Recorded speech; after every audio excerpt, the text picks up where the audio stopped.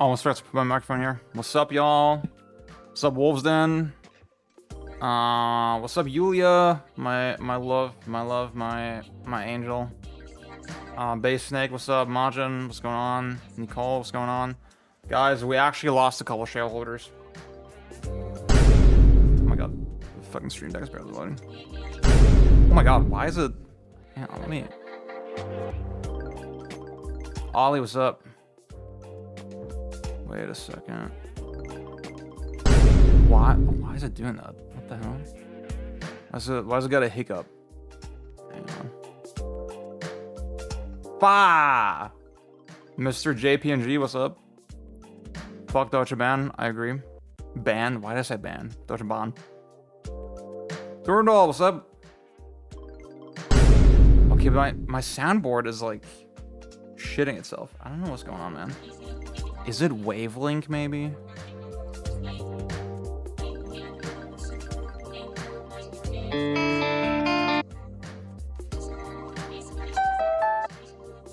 You're not getting it. It's not. Okay, I'm not sure what's going on with the sound. Very odd. Well, okay. But yeah, we lost a couple shareholders. We're at 38 right now. Damn. Ziggy, what's up? Tension's been my favorite so far. I like Tension. To be honest, I don't feel Spike's vibe. I don't like that he has a little child running around with him. That's like too abstract for me. Oh my god, I gotta shave, dude. This is... Look at this shit. This is looking a little... I'm looking a little bit like a caveman. Virtuco, what's up? Oh, see, okay, I made like a little list of points that we'll go through in a second. Let me add that. I rated extraction shooters based on vibes. Yeah. How much does the Earth cost? Oh, Justimo, thank you for the sub. I'm gonna buy the entire Earth and be king. Oh shit, Niku, thank you for the gifted. That's a shit ton of gifted. Thank you so much. 1, 2, 3. How much does the Earth cost? 5. I'm gonna buy the entire Earth and be king. Dude, I still don't understand how to do that in Streamlabs that it doesn't fucking react to every gifted sub. Dude, nothing makes sense. Nothing makes fucking sense. Okay. 1, 2, 3, 4, 5. Hell yeah. Bobs, what's going on?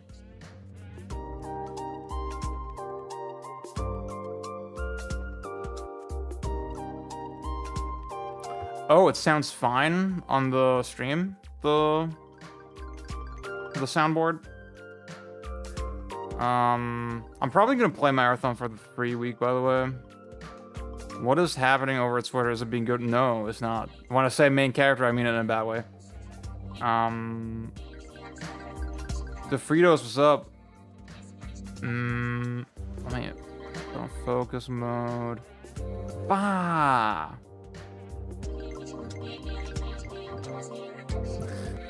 It's just an extraction shooter, man.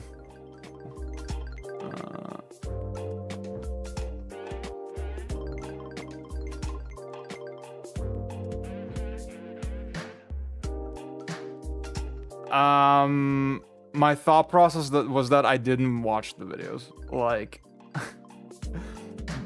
basically what I do is I put them in the software called Recut, and it automatically cuts all the pauses between sentences. I just check that it's not cutting off anything, right? And then I make sure that the levels sound good, that the different audio tracks, they sound good. This is for those who don't know, this is for an editing job that I do, a freelance editing job.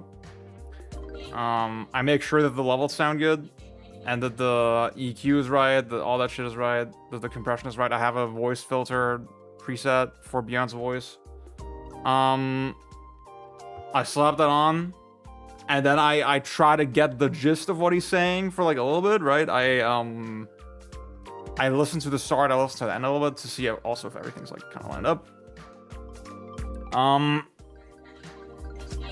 But I mean, with those kinds of things, especially if it's like really long, right? And I just don't have time to watch the whole thing, right? So I kind of have to guess for a title, and I'm like fishing for a little bit. It's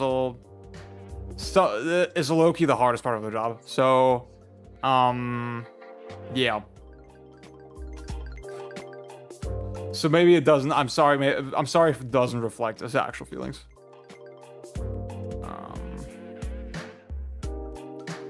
If you have thoughts on like titles I should use for the next 2 episodes, because I just got them to edit, let me know, and then I'll do that. Dragon, what's up?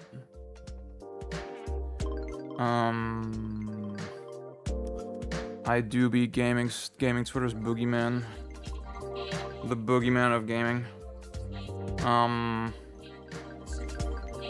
Okay, y'all, what's up?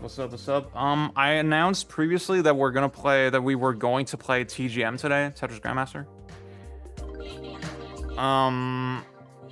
However, dude, I got a PlayStation 1/PlayStation 2 arcade stick that I want to use with it. And the idea was like, okay, it's going to be relatively affordable, but then also I can use it with other stuff, and then I can mod the stick to only go 4 ways, right? Rather than 8 ways. For Tetris, that's preferable. The problem is that the stick doesn't really work the way I thought on the Mister. It works with, like, actual PlayStation consoles, but for some reason that didn't work over the Mister adapter, and I was like, okay, I'm not keeping that shit if it doesn't really work the way I intended. So I'm returning that. I'm getting a different stick that's like, Nate Hate, what's up? Yeah, I'm getting a different stick that has like an open back where I can very easily just switch out the restrictor gate, which is like the thing I want, right? And on that stick, I mean, that's a more modern stick. It's not designed for PS2 or whatever, but like it's very low lag. I should be able to play the games I want with it fine. So I'm waiting for that. And then when I get that, we'll do TGM. Luck XH, what's up? Yeah, so that's why we're not doing that. So the agenda for today, instead of Spikeout, we're gonna play Spikeout on the Supermodel emulator. I'm very excited. I've put a little bit of time into this game previously, but mostly into Final Edition. There's 2 versions of Spikeout if you don't know. Spikeout is the beat 'em up by Sega.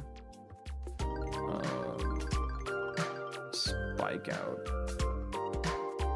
3D beat 'em up. Supermodel is awesome, and they did a lot of fixes to the Mac version of Supermodel. So we're gonna play it on Mac actually today, and let's hope that nothing goes wrong. Should be fine. But yeah, I put most of my time into Final Edition, and not gonna lie, Final Edition is what I've heard from the streets is that it has positive attributes, but overall it's kind of a more annoying version of the game. So I'm gonna try the original Digital Battle Online. Now, the one issue with my Supermodel setup is that for some reason, I can't get into the service menu, so I can't change the difficulty. I don't know what the fucking difficulty we're playing on. It didn't feel that hard when I fucked around with it.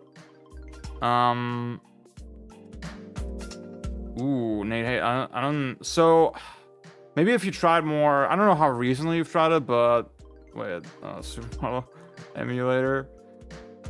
They recently did like a graphical interface version like update. I can show you what it looks like on my end. Hang on. Oh my god, I can't freaking type.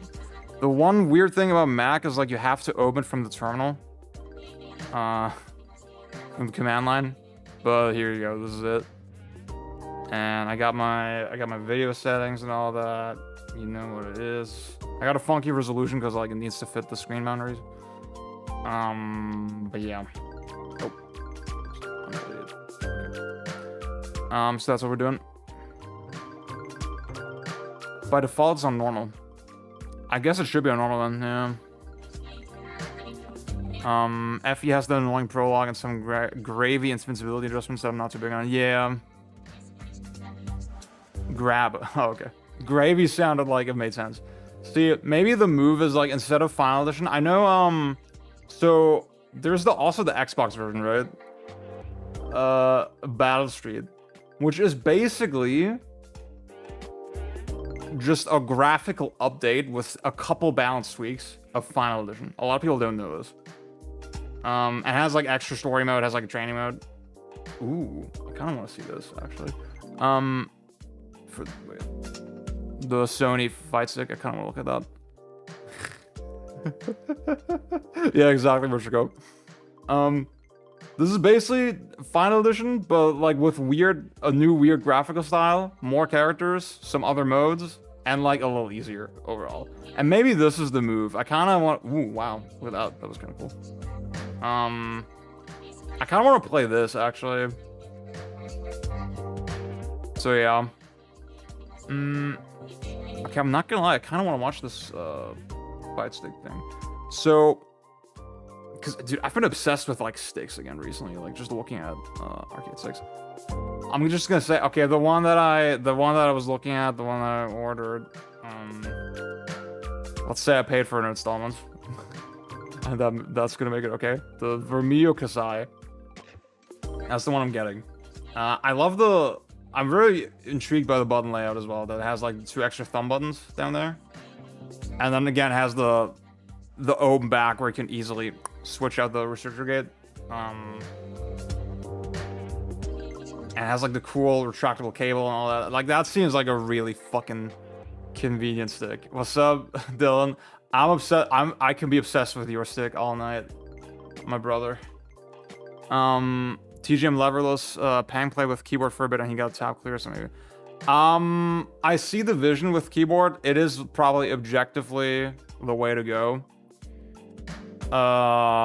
I get cramps from it. So, like, leverless, I fucked around with it a bunch, and, like, my left hand just really, like, I can't really do the movement on it. Yeah. Okay, so, let's look at the fight stick thing.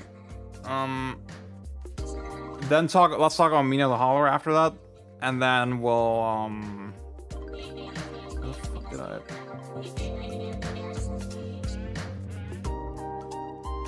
and then we'll go over my weekend experience. Ooh, my weekend experience. And then we'll play some Spikeout. I'll try to get all this done under an hour before we play Spikeout. Okay. I'm gonna turn off the music. And then I'm gonna turn on system audio. Let's look at this first. Oh, oops, no, sorry. I'm actually very interested in this stick because, like, oh my god. Some of the features that they showed are very interesting. Like, it's very low lag. Apparently wireless because they're using their own like PlayStation protocol, which sounds kind of neat. And also it has like similar to the Vermio. It has like the open back with like built-in restrictor gates. Now, obviously, it's all proprietary parts, which I think makes this maybe a little less interesting because you can't really mod it. But maybe it's cool. FlexStrike wireless fight stick is PlayStation's fresh new take on the classic arcade controller. It's really tailored to the fight game dynamics. It's adopting that mentality of having a classic control It seems a little too loud. scheme, but for a new age. From the very beginning, the FlexStrike was conceived to be an accessible, high-performance option for fighting game players who want to I do like that it's relatively low profile. Ooh, the raised bullshit here is kind of interesting. DualSense. Edwin and his team were out at EVO Japan, and I started talking to them about what the community uses in terms of arcade sticks, and that conversation really spun into what would happen if PlayStation were to make and design their own fight stick. 普通のコントローラーというよりももうちょっと攻めて Or in control of thoroughly explored いろ ignore んな size エ and ルゴノミクス compactness. とか Okay. 大きさとか小ささとかそういうとこまで攻め It's funny, like Sony sometimes they will just do really random shit, dude. They will just like invest in really random weird stuff still. That like nobody asked them for. Like similar with PlayStation VR 2, it clearly felt like okay, they don't really like they don't really have the resources to put their marketing muscle behind it. But they're still going for it. They're still going, and like it was I mean, from what I hear, VR2 is like pretty fucking solid in terms of the technology. I don't know. It's very interesting. で、いろいろ検討したいっていうので、いろいろ検討した結果が今のデザインになってます。Where the action buttons are, we angled Oh, yeah. upwards so it was more ergonomic, and we kept the lever area flat so that you still have a good control over the lever during gameplay. Gotcha. Oh, I remember this guy. Oh, yeah. He's a Togang guy. やっぱ疲れにくいし、体勢をあんまり選ばないで触れるっていうのは、まあ、膝だと。 So not only are the buttons in a very ergonomic, easy to reach place for the 8-face buttons, but you also have the touchpad as well. In current fighting games, a lot of times reset is mapped to the touchpad, and that's right just above the button, so being able to reach over there fairly easily to hit that is a great feature I thought for the product. In my opinion, there's nothing else on the market that has taken that ergonomics and the comfort into consideration like FlexStrike has. The lever's ball top was a surprisingly difficult aspect of the product to design and manufacture. レバーのボール、その透明の中に黒いボールが入ってるっていうデザインになってるんですけど、あれがその屈折率ですとか結構思ったようにいかなかったりして、そのなんとか試しながらトライしながら、あれ今のデザインが出来上がっています。It could have been easy for us to just buy one off the market, but we wanted to create a product that looks really cool, so we did it. もともとこのファイ Well, it's probably not gonna be analog, right? It's not an analog stick, so it's not like you could, like most games will not work with this. ワイヤレス機能が搭載されてるんです Most よ。 modern games. ワイヤレスで They already, I mean, and they already have the accessibility controller. That's like pretty fully featured, so. ある以上持ち運びですとかいろんな場所に置いたりするって、そうするとあんまり大きかったり重かったりすると使いづらいっていうので、 The FlexStrike size and weight is something that's more towards my personal preference. I like having something a bit more compact that can work both in your lap and on a desk, but also having enough heft to be able to dig into the nitty-gritty. Now, I'm surprised. I don't think they went for a detachable lever on this one. I think that it's just that the bag has enough room to online or hold the lever. FlexStrike can be used in a wired connection mode as well as a wireless connection mode using PlayStation Link. What PlayStation enables is low latency wireless connection to the PC. See, that I'm really interested in. If this is like a super low lag stick, I have the Mayflash F700. That's my go-to stick right now. And the like with if you're using the wireless dongle, it does feel relatively responsive. But I'm still a little sort of suspicious about it. Whereas if this is like extra funky fucking protocol, then I'm like, okay. 5 or the PC. The purpose of this is to make sure that fighting game players can get the best possible gaming experience out of the controller. Having that ability to display anywhere, that I think is something that is going to be amazing for players. The FlexStrike also contains swappable restrictor gates. A restrictor gate restricts the range of motion in terms of the shape that you're able to input when inputting different moves and commands on the lever. They will impact the feel of the lever by restricting what points around a square, octagon, or a circle the player will feel as they go through the game's various motions. ゲームによってその動き回ることが重要なゲームですとか、正確なコマンドの入力が必要になるゲームですとか、そういったゲームがゲートの種類によって最近のものが変わってくるのもありますし、その同じゲームの中でもキャラクターによって入力するコマンドが変わってくるので、そういったそのキャラクターとかそのゲームに合わせてすぐに交換できるというのがすごくメリットになっています。 What we brought to this product was a toolless system to remove and insert a lever gate. It's really simple to remove. You put your finger in on one side and pull it out, and then when you want to place one in, you just drop it in and push down so it press fits in. Usually those are parts that you have to buy separately and store separately. Pretty cool. Kind of experience on your own. そのプレイの幅が広がるっていうか、スティックのどのその角度で自分が入力しやすいかっていうのを選択しやすいと思ってるんで。 One of the exciting features that we wanted to add was a carry case, and we wanted to You have your things in, and then it has a strap as well, so easy. 不満なく使えるようなことになってしまったな。 for the Okay, well, that's nothing we didn't really know. Oh, they got a crazy monitor as well. Hey everyone, Bowmore here, and today we are talking about new PlayStation hardware in 2026, wireless. Now, I'll say right off the bat that I am not a hardcore fighting game enthusiast. What the fuck is the point, dude? But that's actually the kind of person that PlayStation is targeting.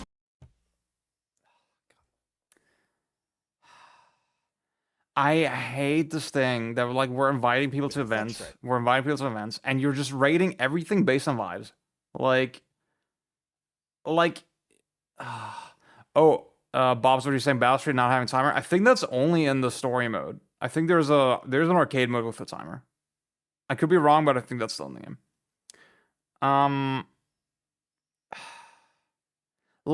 Here's the thing. As a journalist, you have the unique opportunity to be like, let's do an input lag test, you know? But like, no, we're just gonna rate it on vibes, and we're just gonna rate it on fucking vibes. And it's like, what the fuck is the point of sending you there then? Sony reps told me that they built the FlexStrike for the kind of player who is interested in leveling up their fighting game experience and graduating from playing with the DualSense controller, as opposed to the kind of people who already have a favorite fight stick. Now, this makes a lot of sense because wireless is practically sacrilege when it comes to FGC enthusiasts. Now, Before you freak out, let me make one thing clear, that the Flex Strike can be used with an optional wired connection, but being able to play wireless adds a nice bit of freedom for gamers who are just playing at home on the couch and don't necessarily need the absolute tip-top speeds of a wired connection. Even so, just measure it. What? Do your job.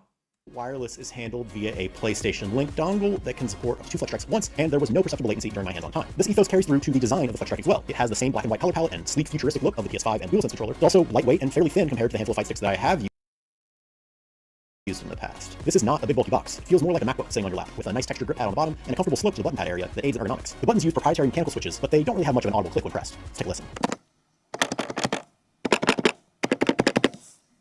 That's good input latency, sir. The stick, on the other hand, has a satisfying audible click when actuated.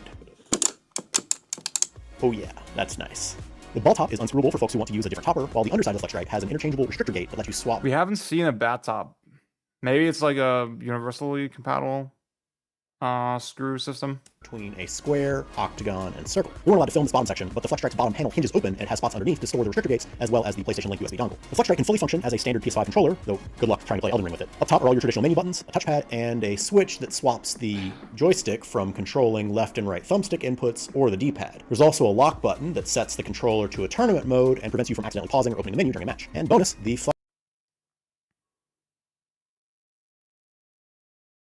Yeah, I guess exactly it. Flex Strike comes with a padded carrying case that can be configured as either a backpack or a sling bag. The case has storage.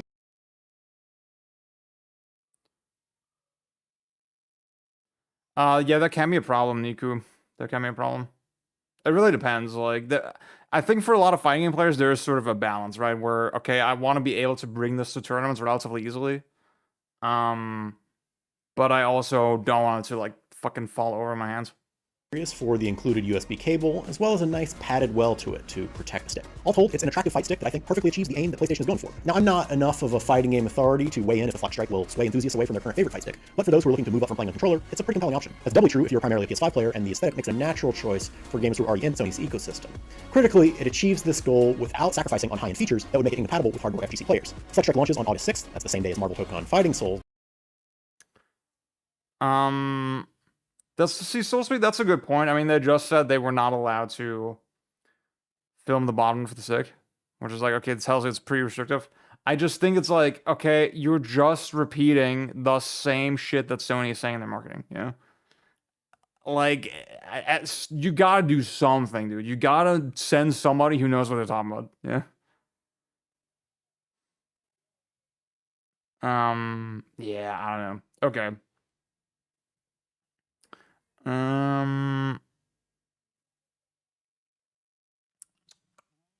Okay, I'm gonna do a little YouTube segment about Mina the Hollower.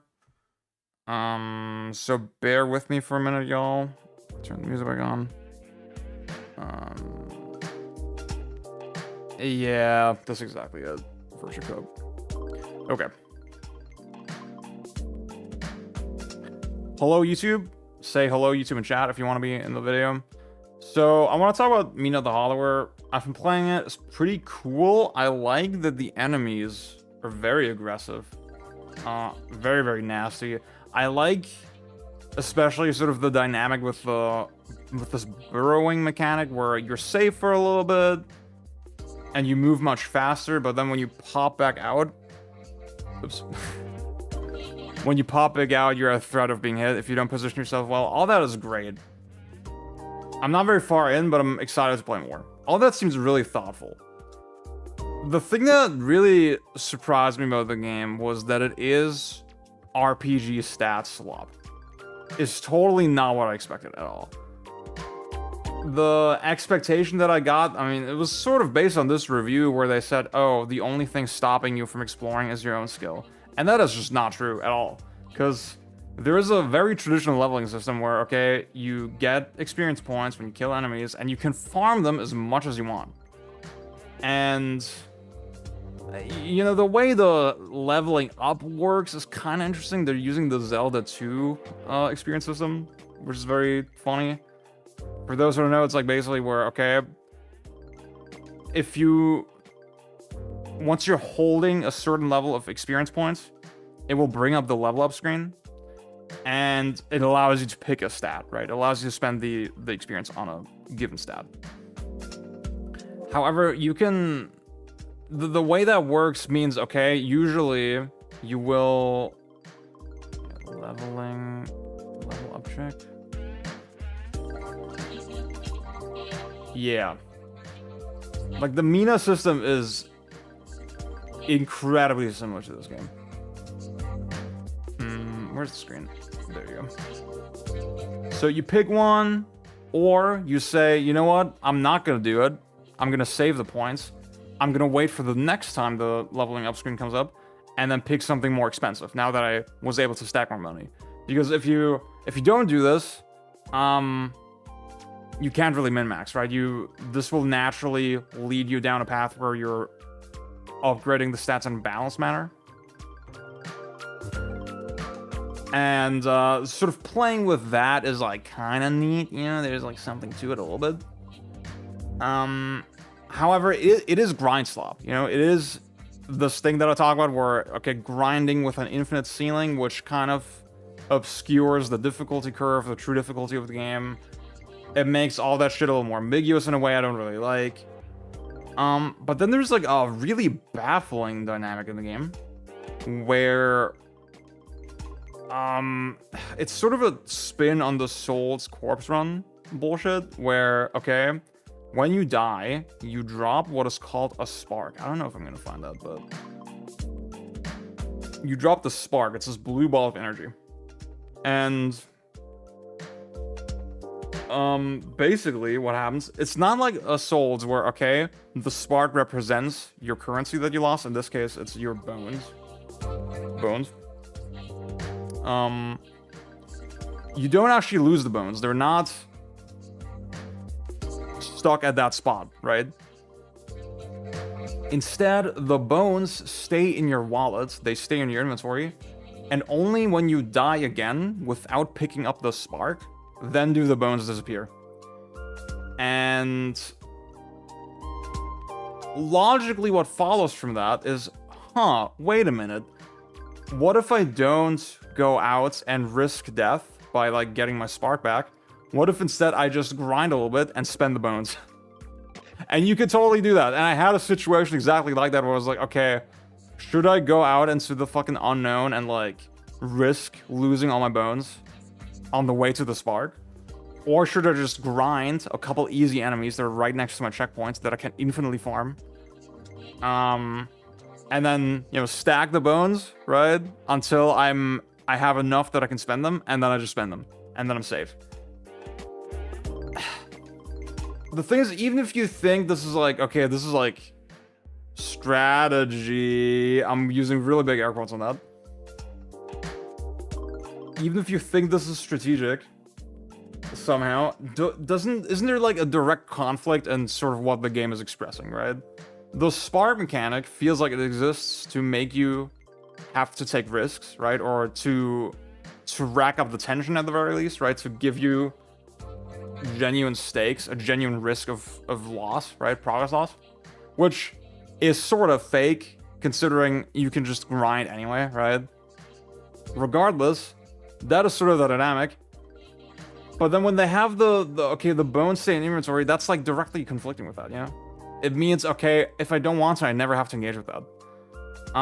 That just seems very odd to me, and I'm very surprised that... I mean, here's the thing. Whenever I talk about these leveling systems and, like, again, grindable, farmable enemies and all that shit, that's just instant red flag for me with most games. And obviously, clearly that's not how most people perceive games or think of games. Clearly it's not this inherently bad thing like I make it out to be. Most people are very wishy-washy with how they approach it. Whereas, like, if you ask me, if you have a game where I can farm enemies as much as I want, the game would just be better if that was not in the game. Straight up. There's no redeemable aspect to that type of mechanic. In my opinion. So, yeah, I don't know. Still cool game, I'm gonna keep playing it, but it's just, especially in this game, it just feels so fucking unnecessary. I just don't understand. I think it's also, once you decide, okay, I'm gonna go for there you see it. I'm gonna go for a system where I can infinitely farm enemies. Because why the fuck not? Because, like, most people don't mind it, right? Like, imagine if we challenge developers not to do it. Imagine if we challenge developers to actually come up with something better. I feel like, you know, something like Resident Evil 4, for example, where, guess what? Enemies don't respawn, and you have mutually exclusive decisions between upgrades. Because you can't just... There's only a finite amount of money in the game, right? In a run. I guess, see, the last thing I'll say on this is that, okay, you can, not even can you just, you can exit out of the level up screen, right? That's one option, but you can also, you can convert the bones into bone dust. And at that point, it's completely safe from death, right? The bone dust is not something you lose when you die. So it's like, bruh. Now, the threshold for when you can make bone dust also goes up every time. So, but like, it's like you're just adding more and more time requirements to all these fucking things, you know? It's just so stupid. Okay, let me engage with the chat a little bit.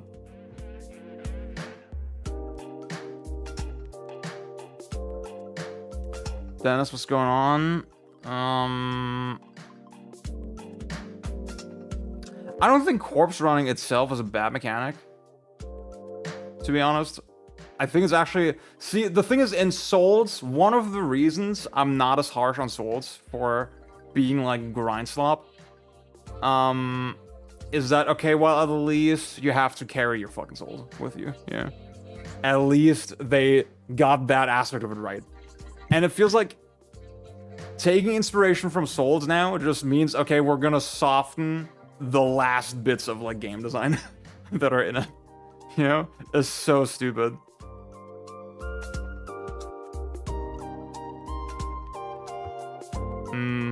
See, I guess the question that is important here is, like, okay, how impactful are the stats, actually? It seems like they're pretty fucking impactful. I saw people say, like, yeah, okay, I min-maxed the attack stat, and I had the hammer, and I just fucking two-shot a couple bosses, you know? To me, that seems pretty fucking impactful to me. So, I don't know. There's so... Oh, you can have more than one spark? What? I didn't even know that. What? Dude, we need to lock up all game designers, honestly. Like, I have no respect for all. God damn it, dude. I have a really generous safety. I'm still enjoying the action level design, but I can feel the game buckling to the pressure of the progression. Yeah, this is exactly it. The thing is, the core design of the enemies and shit is really good. It's really, really strong. And that's... and I like that the level design is pretty tight, you know? It's not fucking explore slop, really. I saw, like, a little bit, but, like, not that much. I don't know, dude.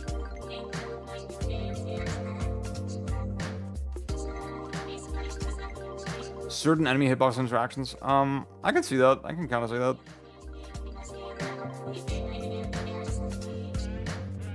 Well, you can't. I don't think you can just modify the leveling system out of the game. Yeah. For what I want is, I want the developer to say, okay, this is our one intended difficulty, right? This is our one intended difficulty. This is our intended experience, and there's no way for you to, like, fall out of the difficulty curve just by fucking playing the game, you know? That's what I don't like. I don't like that just by killing a few too many enemies, right? I make the game too easy, or by killing too few enemies, I make the game too hard. I hate that. I hate that that's so ambiguous and wishy-washy. And that's just something you will never resolve with this type of system. In RE4, I know, like, in RE4, you don't have to feel bad for upgrading your stuff, yeah? Because you're like, well, okay, there's a finite amount of resources. I can't grind. So I know if I fall out of the difficulty curve, if it gets too hard, I know I fucked up, right? That's routing. In Mina, it's not routing, it's just grinding.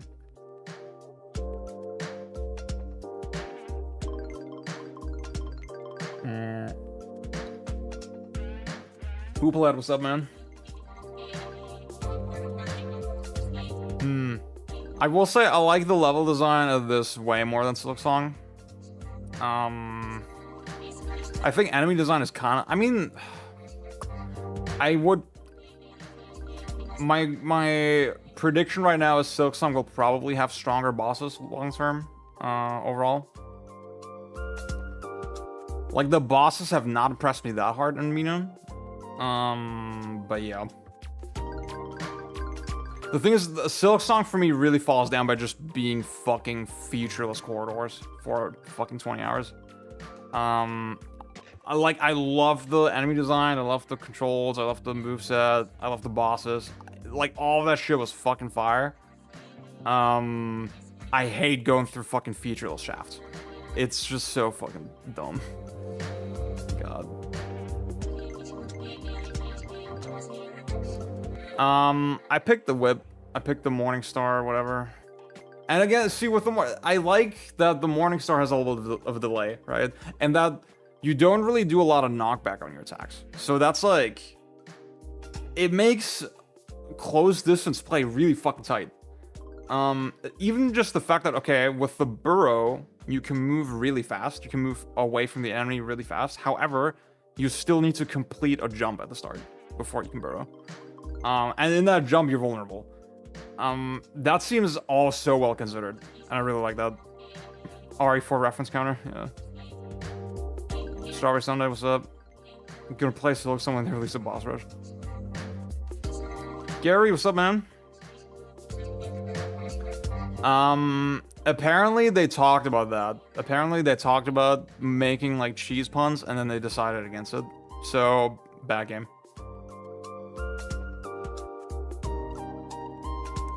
Okay. Dylan, I'm kind of saving for the gun that you can buy in the hub, which seems kind of fire. So you're saying the daggers kind of suck, or?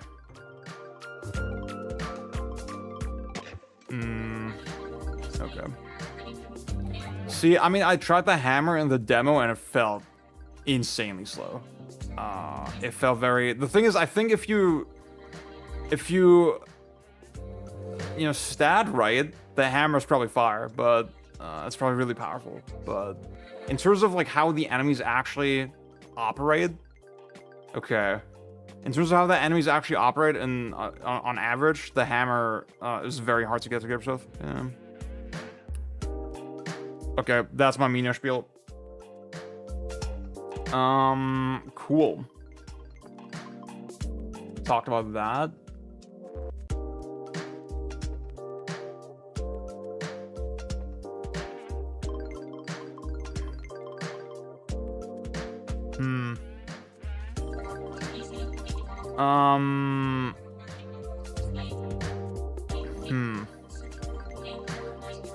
It's kind of complex, yeah. Like, you really don't know, ultimately. Like, some people say the exact opposite, right? They will say, okay, the modifiers are an indication that,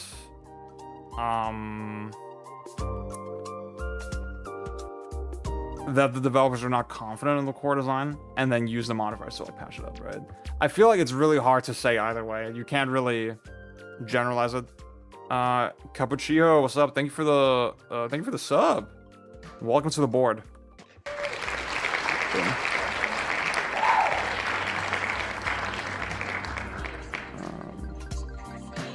To fix my words, man. Okay, guys, I forgot to turn on the TV. For like background ambience.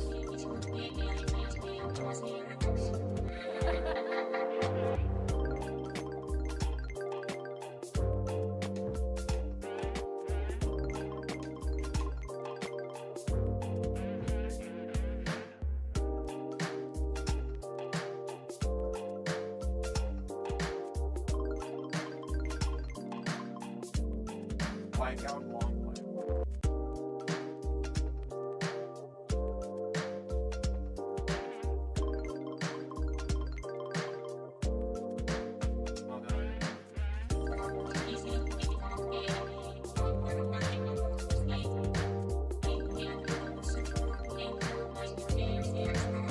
I'll get a bar. I'll finish eating this and then we're cooking.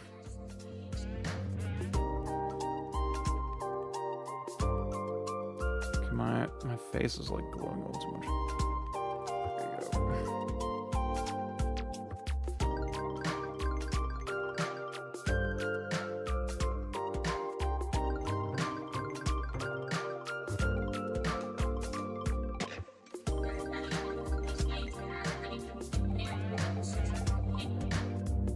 you go. Gary, that's funny.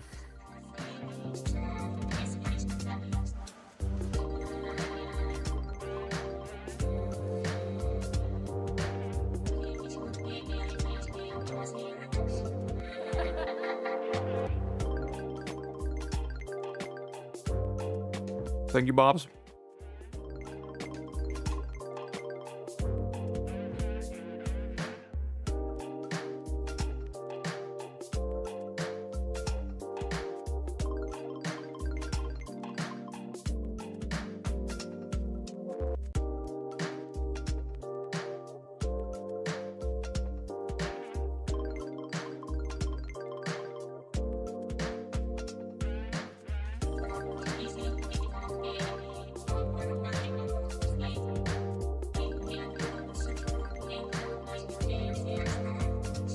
It's not technically accurate.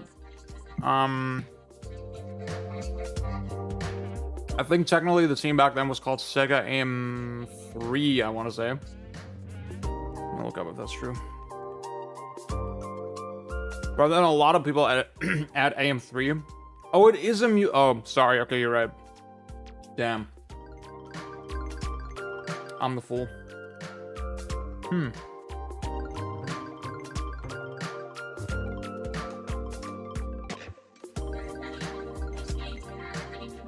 See, when you click on Amusement Vision, AM2, Sega AM1, everybody's saying something different. AM11? Wait, what? So when you click on Amusement Vision on Wikipedia now, oh, Durandal, you're right. Okay, so they were from 1998 to 1999, they were AM11. Then for 1999 and 2000, they were R&D4.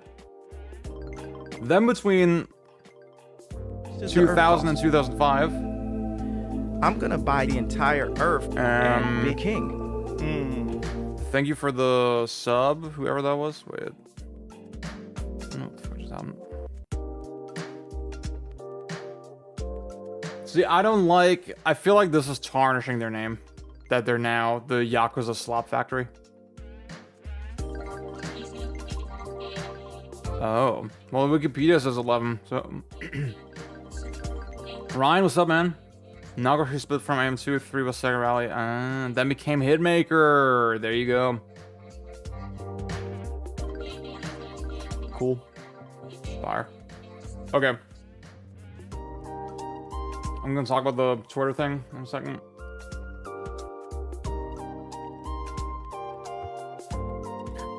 Wouldn't be so bad if they make another fucking... I'll give Stranger Than Heaven a shot. I'll give Stranger Than Heaven a shot. Apparently, Virtua Fighter 6 is gonna be pretty story heavy. So, I don't know what that means yet, but...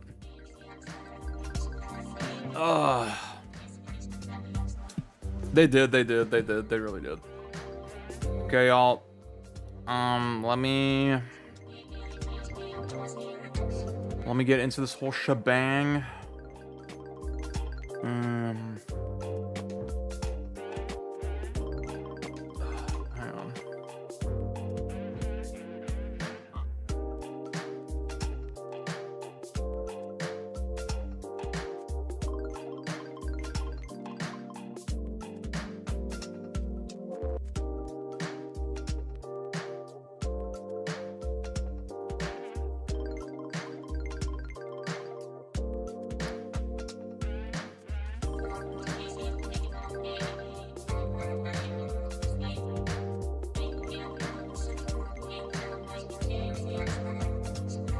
Oh, by the way, happy Pride. I forgot to say, happy Pride.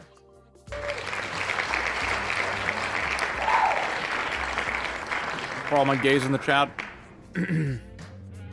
I love y'all. I respect y'all.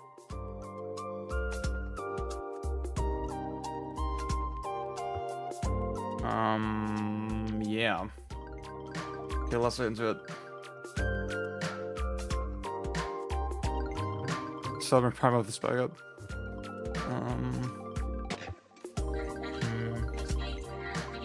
I should add this to my.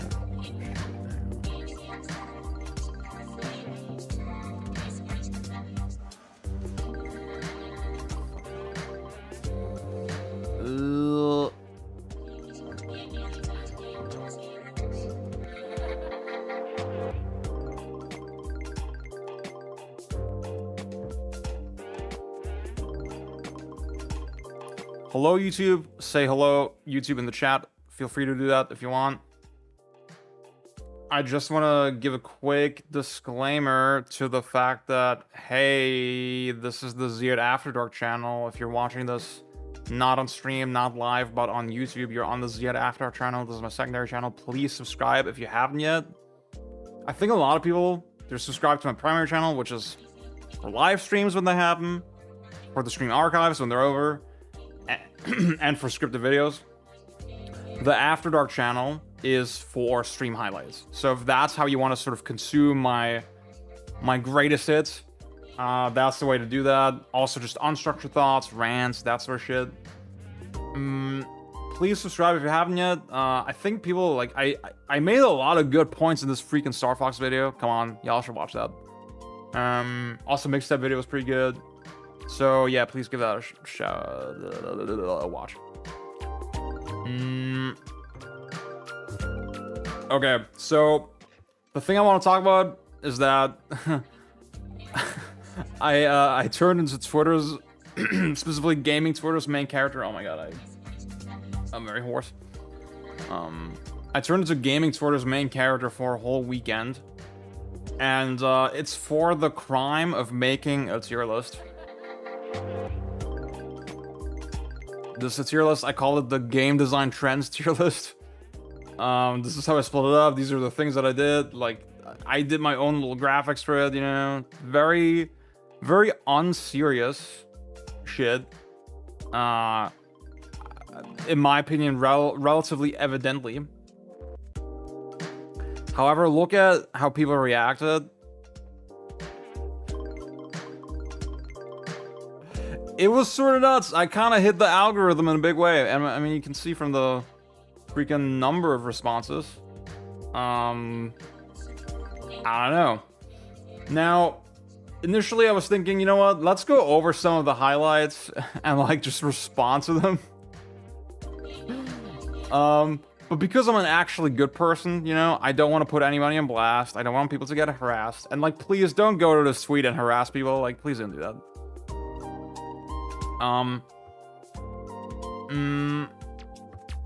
For those who missed the creation of the tier list when it happened, by the way, that's also on YouTube. You can watch that.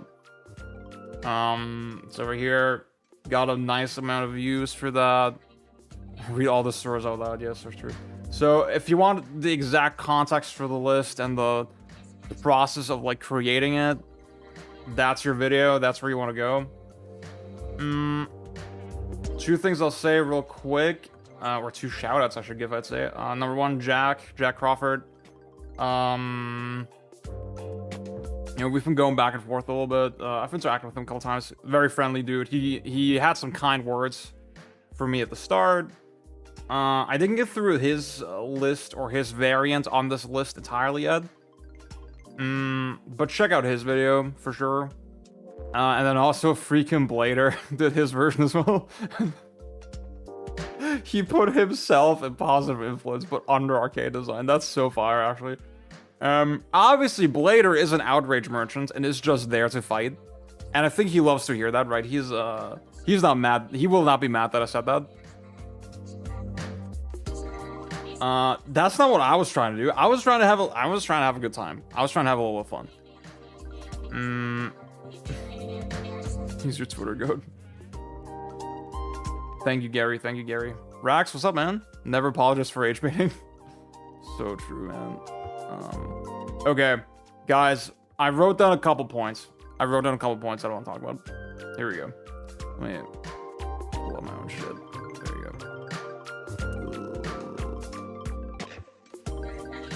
go. Okay, number one, y'all rude as hell.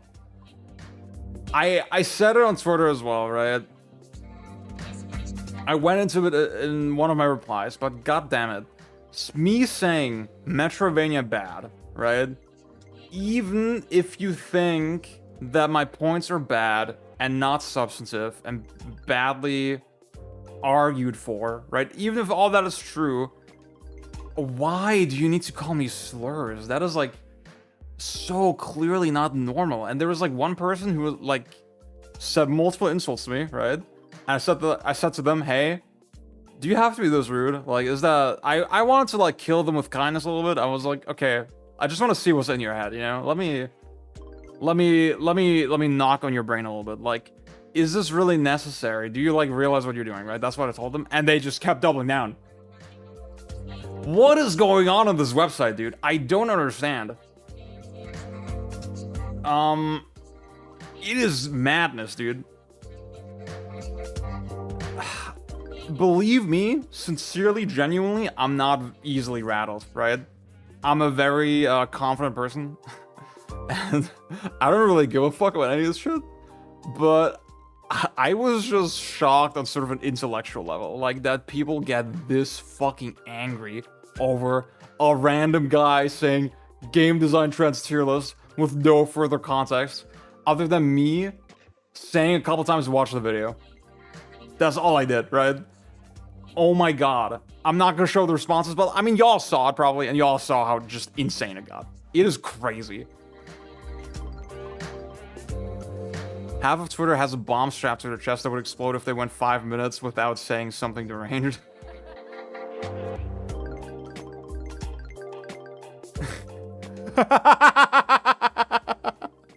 GK, what's up, man?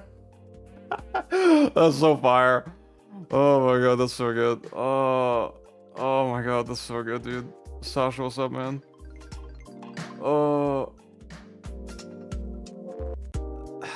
See, we'll get to that. We'll get to the water temple thing. Oh my god, I have some takes on that. Okay. I did post on Blue Sky. On Blue Sky, the response was very fucking normal. It was like very regular, like, yeah, okay, whatever. Okay, y'all. So, point number 2. Tier lists are inherently slop. I'm not gonna say that you're an idiot for expecting, like, a substantive thing, right? See, because, like, it is sort of a median point between... God, where's my freaking tier list? Between, okay, it's a silly fucking premise, unserious premise. But... it's a conversation starter, right? It's an excuse to, like, talk about some of this shit. I know this is, like, very incestuous, by the way, that I'm reacting to my own content this way.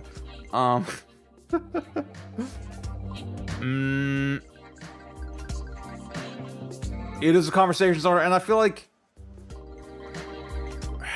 I just don't know if people have, like, the nuance to really see that, like, okay, it's an unserious concept, and, like, you could still make a couple interesting points, but also you don't need to fucking overanalyze or insanely dissect them, right?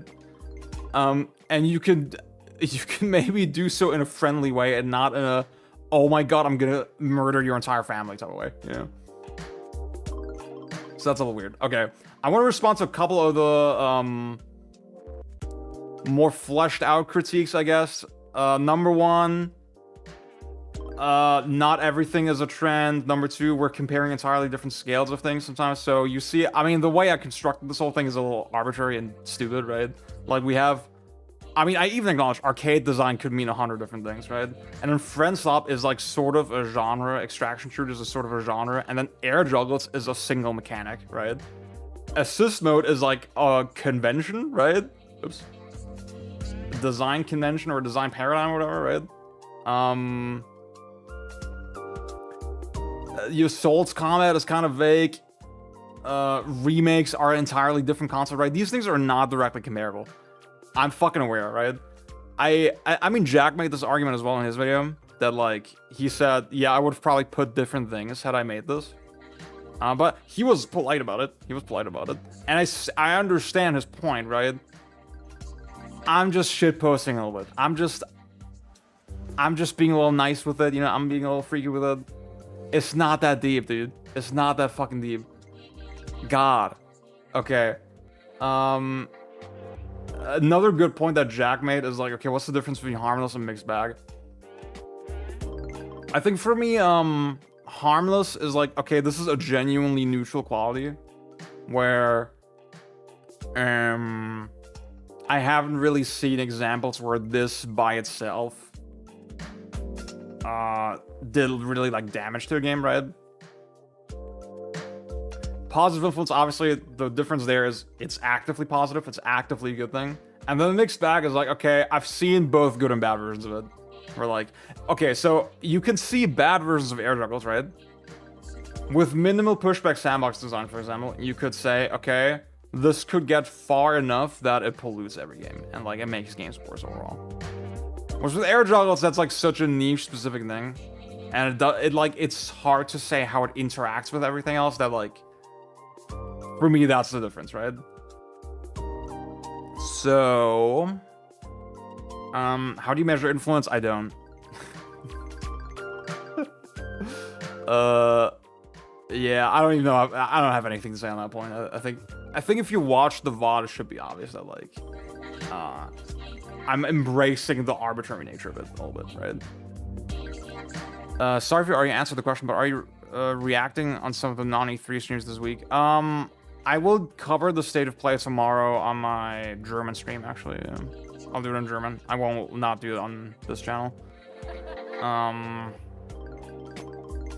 It's funny, I think my English audience, they're just not AAA built, you know? They don't really care about this type of shit, whereas my German audience, they're all normies, right? So, that's kind of how I split it up. Okay. Cooldown slop got treated unfairly, probably. So this is like a conclusion I came to over time, a little bit. Cause like, when I said cooldown slop, right, I was really thinking about shit like Xenoblade, like all the bad Japanese games that I've played, right, where it's badly done, and also Doom Eternal, that sort of shit. And I had a very general argument that like, okay, I don't like the fact that you're enforcing a schedule on the combat, right? That's just something I don't really care for in general. Now, I do see it way more in a multiplayer scenario. And Yo-Yo Fool made a good argument, like a really long, thoughtful comment here that I encourage you to read, where it's mostly about Dota. I have now no experience with Dota, so I think that's totally fair. Did I? Yeah, I put cooldown slop. I think cooldown slop for me is worse than meter slop, like in my experience. However, I can see that that's maybe not entirely fair.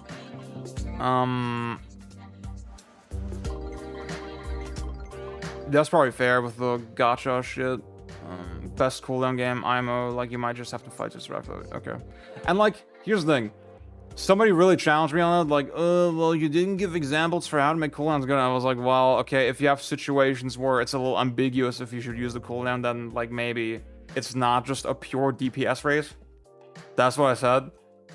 And for that person that like picked a fight with me, that was like too broad and like not analytical enough. And I'm like, bro, okay, like I could, if I fucking researched the stream for like 8 hours beforehand, then sure, I would have come up with a better example. You fucking got me, right? I guess that's another point that like, okay, on stream, right? When I have the sense that if the chat is giving me the sense, oh, my point was understood, I will just move on, right? I will not like reach for crazy examples to like substantiate it better. Because I think we've encouraged like a pretty healthy debate culture in this community, you know? I think the chat is very, I don't think our chat is like, okay, I'm gonna pick a fight. I don't think we're like the Electric Underground, yeah? No offense to Mark. Mark, I love you. Please collab with me. I do think the arcade supremacists, I think they are a hive mind, right? And they are kind of jerking each other off all day, and it's the groupthink is very encouraged. I want to say we're not like this, right? I want to say people feel very comfortable challenging me on my ideas, and I'm very comfortable like sort of changing my mind on things. So yeah. Does virtual on count as a cooldown gem? Ooh. Dude, I'm such a Taurus, dude. I haven't played enough virtual on today. Josh, what's up, man? In RTS, I wonder if it makes sense to consider unit production times equivalent to cooldown, since in that case, it's all about production throughput and informs what/how much you decide to build and when to perform time attacks. I can see that. Kind of on the same page already. The goal is to be pretty chill and tone, but still allow for debate. Yeah, exactly. Okay. Okay, this was a big one. What the fuck is infinite grinding? There's a lot of people who didn't understand what I meant, and I think that's one where I'll take genuinely the L, that maybe, okay, infinite grinding was not the most descriptive term I could have used. What I meant, and I mean the chat understood it when I was streaming, that's why I didn't really think about it.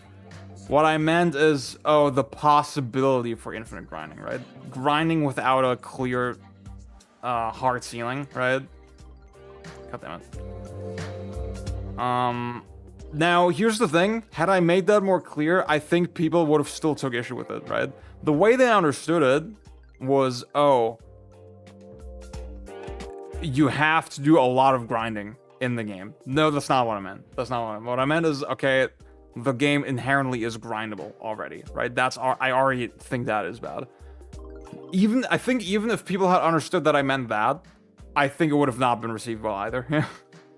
Because it is a dynamic that just a lot of players they actively like it because they like the feeling of leveling up, or they don't really question it, or they're very wishy-washy about when it's good and when it's not good. Whereas I'm like, I think it's like objectively bad, right? I see no redeeming qualities in it. Like I was saying with Mina the Hollower earlier. So, I don't know.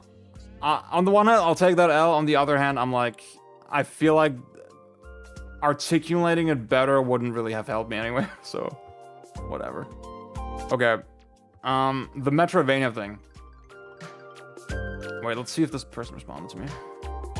Okay.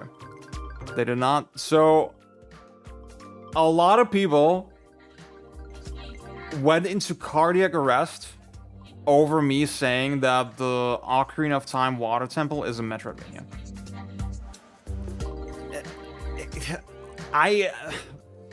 Dude, I don't even know what to say about that, right? What the fuck is a Metroidvania? Like, are we really disagreeing now in 2026 about what a Metroidvania is? Are we not in agreement that a Metroidvania is a tightly designed labyrinth where you unlock stuff to backtrack to make progress somewhere else and to slowly unearth the map bit by bit? Are we not in agreement that that's a Metroidvania? And are we not in agreement that that's exactly what you do in a fucking Zelda dungeon? In the Ocarina of Time Water Temple. God. How is this a controversial take? See, the other layer to it is like the fact that I like the Water Temple in the first place, right? I thought that, see, that one, it surprises me like slightly, maybe not that much, but it surprised me a little bit that like people still feel, yeah, Water Temple bad. I thought we'd come around on it. I thought the discourse was like softening up on it a little bit. Because especially there was the Game Maker's Toolkit video where he basically said, yeah, Water Temple good, yeah. And I thought maybe it was it become a more common opinion, right? Should this be a fun video to react to? So I guess that angle of it is a little weird, but like even just the fact that people think calling a Zelda dungeon like a mini Metroidvania, that's so out there, I don't fucking understand it. I don't understand how that's a weird, controversial take. And like, I mean, so there was one person, I'm not gonna show them, but like, I asked them, okay, define Metroidvania, right? And the one sort of different point that they said was like, well, it's a platformer where you do all the things I just said. And we're like, okay, if you really think it has to be a platformer, then sure, but like that seems so arbitrary when we can clearly see the structural similarities between Zelda, Metroid, Resident Evil, some like Prey, Dark Souls, all these fucking games. I don't get it. I don't get it. Ross YRG, what's up?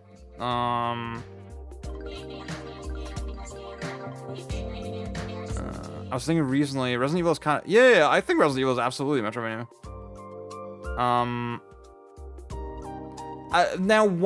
See, here's the thing. You could make the fucking arbitrary distinction that, like, okay, it doesn't count if the progression gates are only unlocked via keys and not also via, like, abilities, right?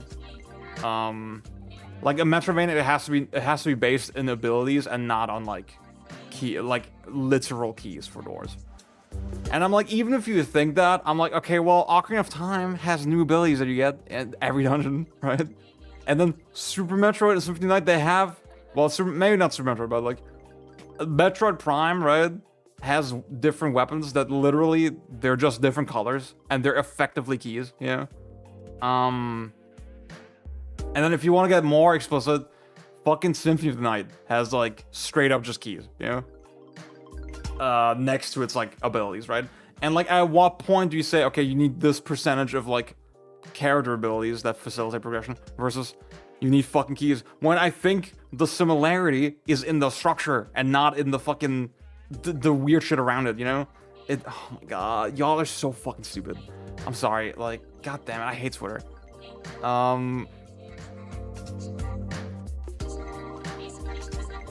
Like, I asked that person, okay, do you think Metroid Prime is a platformer? They haven't responded yet. But I feel like the argument that Metroid Prime is a platformer is very weak, you know? The amount of platforming Prime is, like, relatively mild. I don't think that's a crazy take.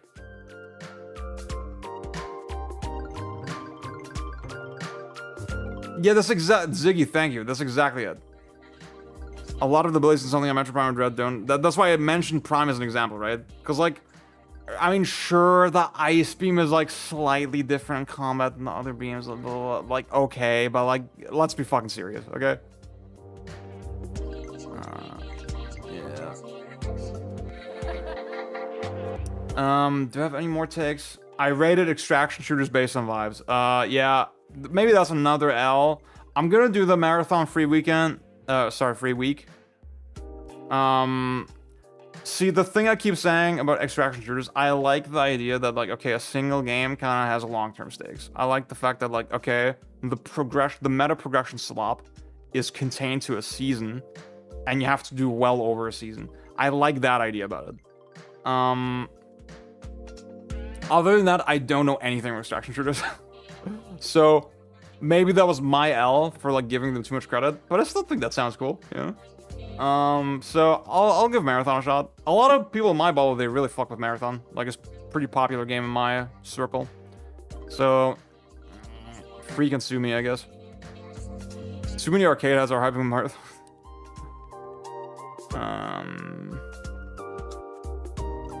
Yeah. Okay.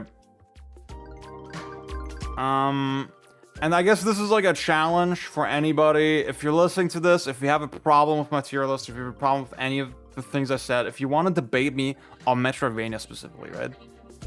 Let me know. My DMs are open. You can always hit me. We can have a nice... I'm a good person, like I said. I will have a nice, friendly debate with you, where I will not be rude. We can do it on stream. We can find a time. Thank you. Okay, that's my whole spiel on that, I think. Yeah. How does one play Spikeout? Chili, what's up? So there's this game called Like a Dragon Infinite Wealth. You gotta... you know, there's... With the... with Like a Dragon Infinite Wealth, there's like a little bit of setup involved. It's like... It's weird because they put like a whole RPG inside that game as well, right? I'm not sure why they did that, but like... You have to get through a little bit of the RPG and then you can play Spikeout. That's how that works. But no, I will wait. Testament, enjoyment. Give a shout out to Dorndal. They made they made a whole guide for playing Spikeout. So just, oh, I can't zoom in on the fucking address store, I'm an idiot. Boom. And boom. They made a script as well for setting up the game. That makes it really easy. Now, that's not how I do it. I just use the regular supermodel emulator. But yeah. That's honestly, that's fire, Ross. That's so fire, Dragon. Oh, that's so sick, man. Do we want to I kind of want to react to this video. Before we play Spikeout. Are y'all interested in that? Or no? If I get 3 people say, yeah, react to the video, then I'll do it. Not, okay, Raiden Hit says not really. Should I just move on to Spikeout? I'll get some water and then I'll decide. Nah. Real Dirty Dirt, yes. Meh. Okay, you know what? I won't do it. I won't fucking do it.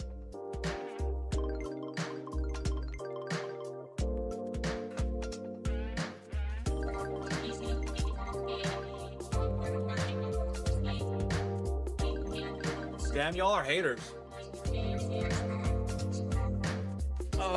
Y'all haters, man.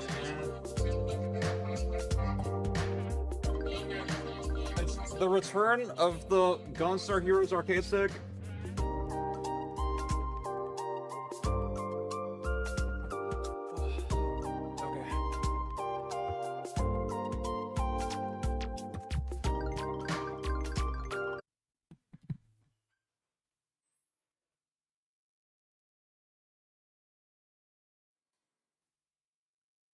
Chat, say goodnight to Yulia. Good night.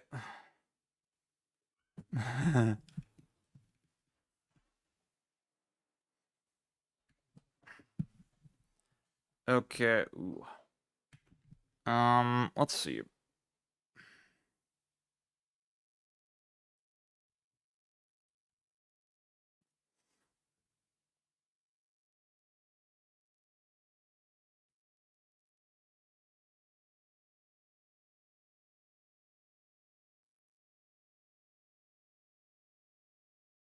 Oh, fire.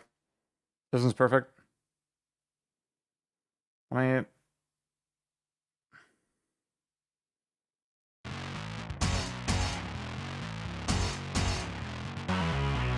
Ozzy, what's up, man?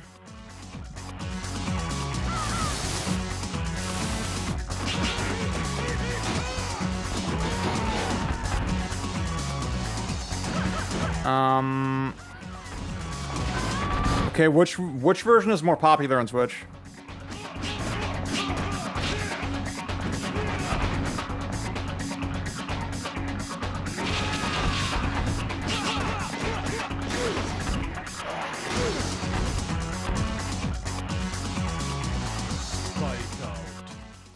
Okay, the Digital Battle Online is more popular. Okay, we got it. Huh. Well, FE only has 20 followers on Twitch. Digital Battle has 100, just about. So I'm gonna pick that because that's what I'm playing anyway.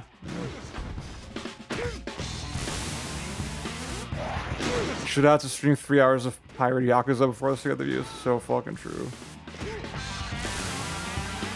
Well, I right in the head, I saw many people say they don't like the grab invulnerability changes and shit in Final Edition. Okay, guys, how is the game audio? Is it like? See, when I don't speak, when I speak, it gets quiet. Should be good volume, right? Okay. Whatever. Because of the scoring, but Spikeout. Oh. Dude, I forgot to plug in my fucking stick. Spikeout.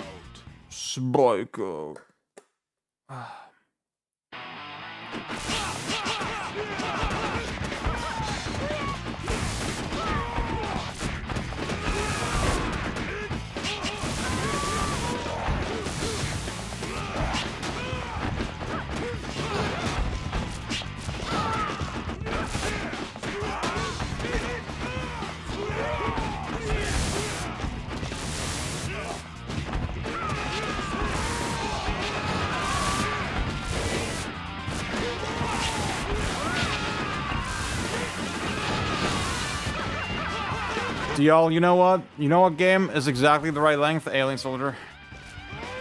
Is the easier version overall. It doesn't have the tutorial. Okay.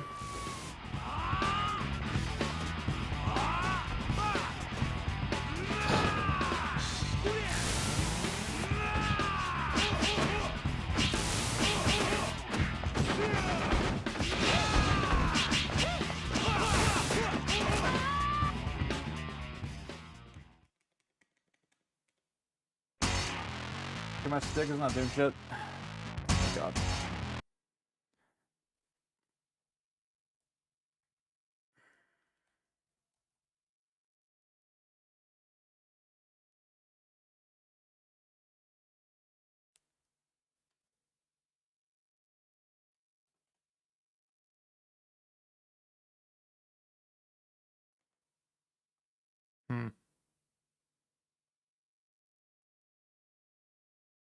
Oh, hang on. Wait, did I not?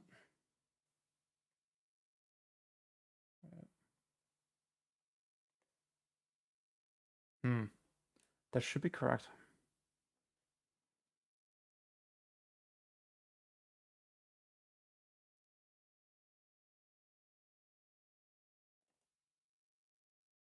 Okay, now it should work now. Wait. Let's see.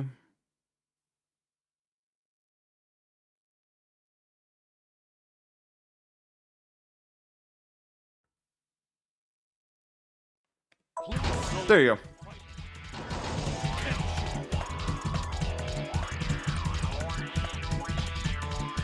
So yeah, for some reason I fucked around with, I had the service menu bound to like a key and it wasn't working. I'm not sure exactly what's going on.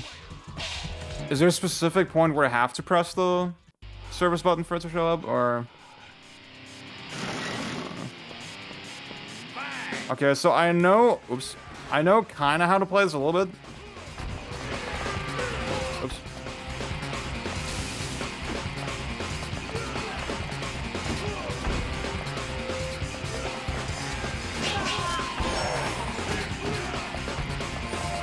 Guys, juggled.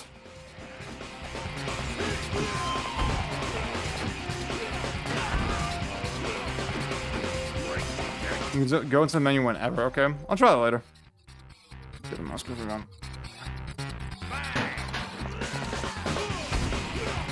What?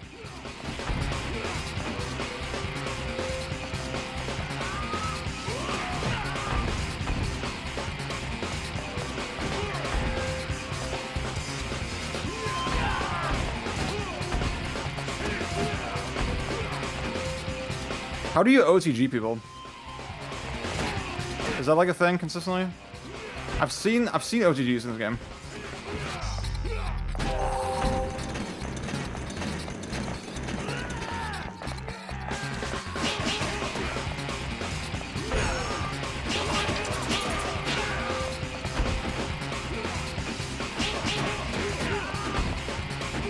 You can't what? Maybe it's in Battle Street? So the bar below the time is the charge bar, where you can charge this attack, and depending on the level of charge, you get different effects. Oops, wait, fuck, I didn't want to do this with it.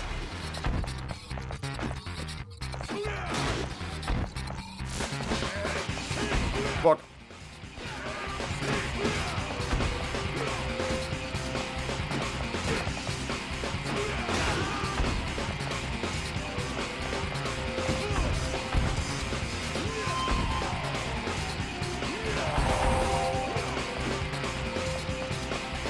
Can slash out.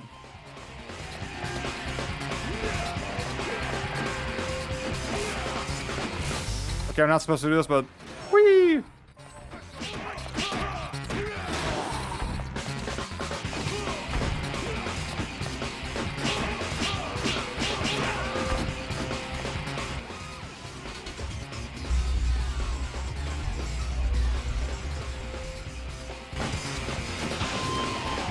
Do it.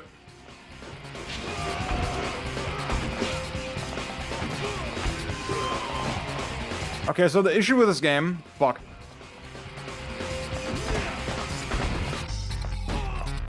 The issue with this game is that I can't pause it to look at chat. So, this is a little difficult. Oh, fuck. Fuck.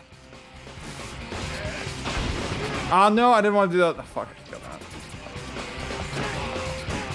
Okay, I used all my supers. That's pretty bad. Fuck.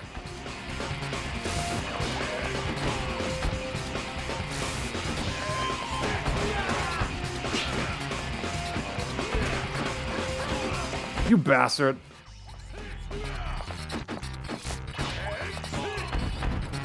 Oh my god, dude. Last time I did this, I did so much better against this guy.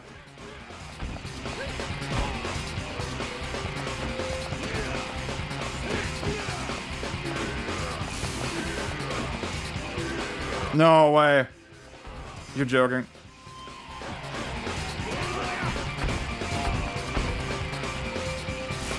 Dude, I was not struggling with... Okay, you know what? I'll let the time run out. You can pause and by pressing P... Oh. Hang on. Okay, I don't have it set up on my... Fucking wait. Let's see. 6-7. Is it possible to play this with 4 players online? Originally you needed like 4 different cabinets. Oh shit, Vaughn, what's up? I think it sort of works online, but I don't know. With Parsec, oh my god. Oops. Okay, let me see if I can set up the pause button. Emulator hotkey. If a launched enemy is on the floor for more than half a second, they're more until they get... Oh, okay. Interesting. A charge after a jump attack before they get... Oh. Okay, cool, cool. Let's see. Dude, I did not... Like, last time I was able to do this without dying. Okay.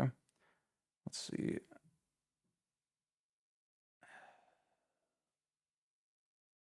Do y'all see pause anywhere? I don't see it.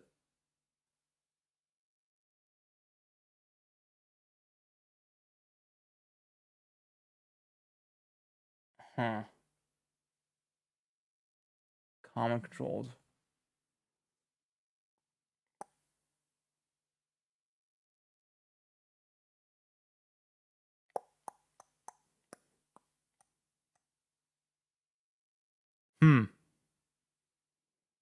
I don't know.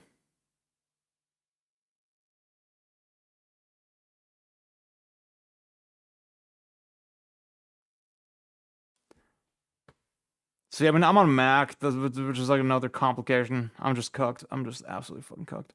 Okay, you know what? Let's just get into it. I think low-key, it's easier to play online with the freaking Xbox port. If you have like an OG Xbox.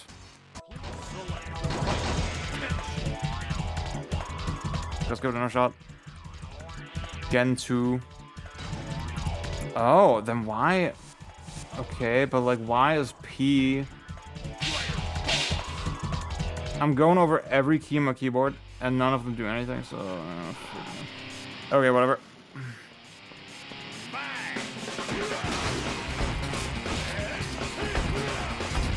See, I'm trying to play this like combo swap.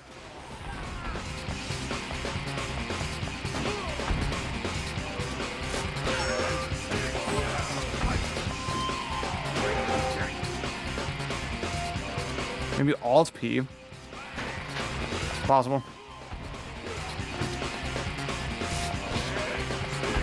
Oh, goddammit, you bastard. I noticed with tension, the back throw goes much further than the front throw, so that's kind of a consideration.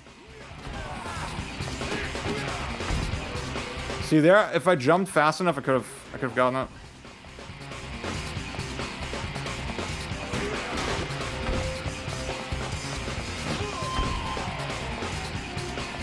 Die.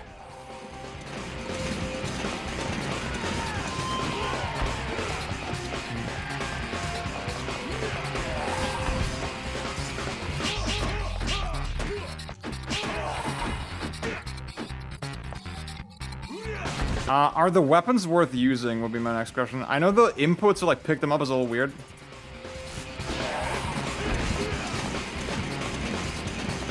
For the not. Oh, that's kind of smart actually. Oh fuck! I could have gotten him there.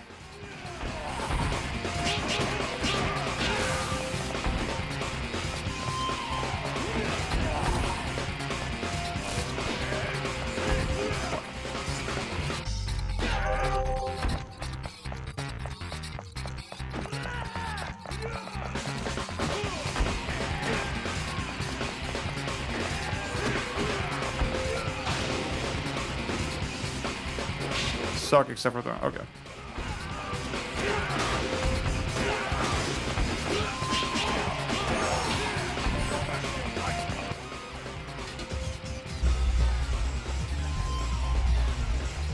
Get him.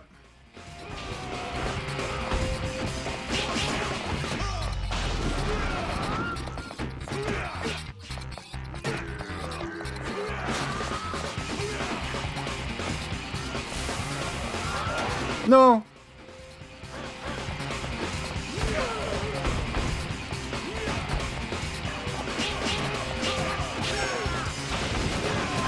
Okay, I like that you can use the super as sort of a way to break out.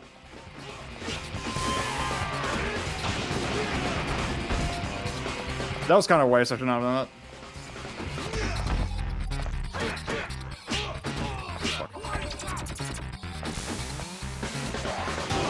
Oh, hell yeah. Oh, dude, I'm fucking nice, dude. No. Oh, she got me.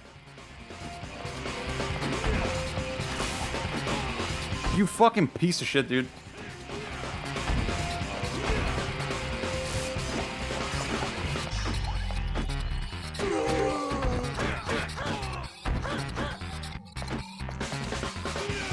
Okay, lady, I'm tired of you. Oh my god, stop moving! Stop moving! God damn it. Ugh. Okay, thank god. I think I did okay. Charge 3-0 friend. Okay. Okay, I did well. I did well.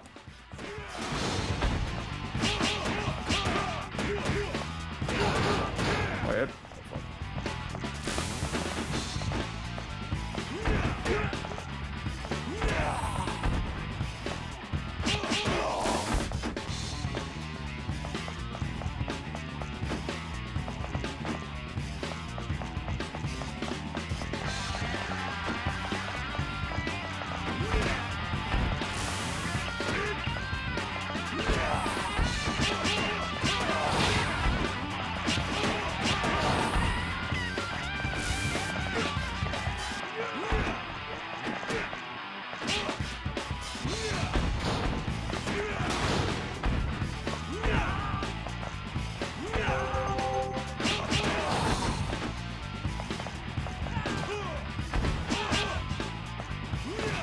Dude, I'm kind of cooking, actually. Oh, fuck. Okay. Oh, you bastards. You fucking assholes.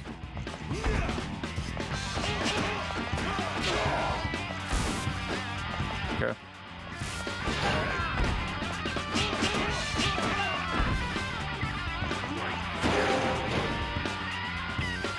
I think... I don't know who the strongest character is.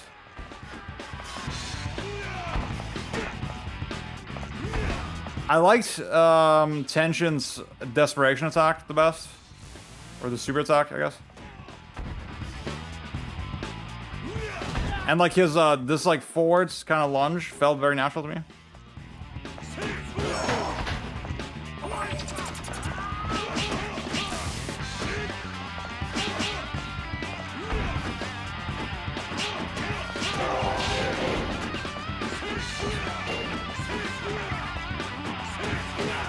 The suck to target is very mild.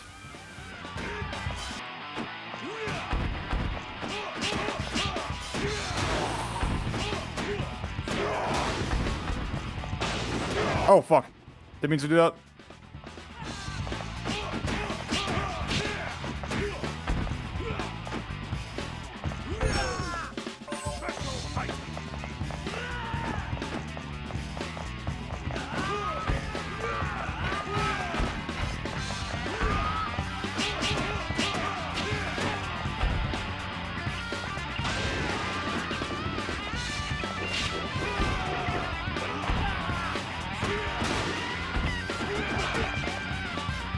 Okay, I'm getting kind of tight with the time there.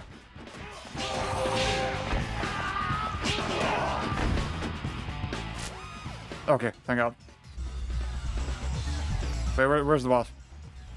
Okay.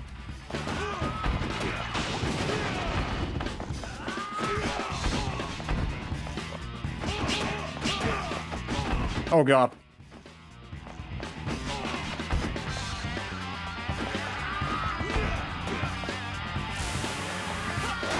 Fuck off. Oh no. Oh God.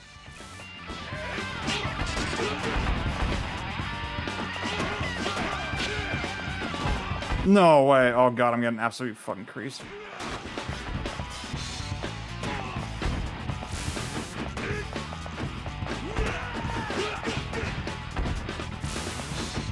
Oh God, I need a freaking life up soon.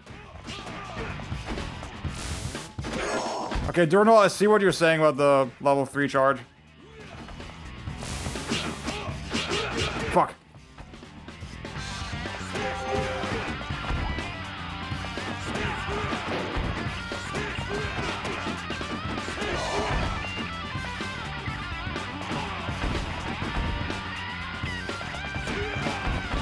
Okay.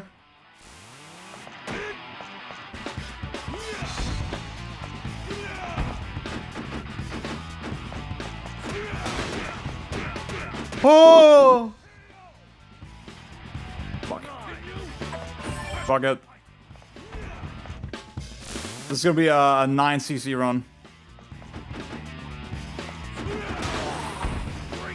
God damn, it's so frustrating, dude. I was so close to getting it.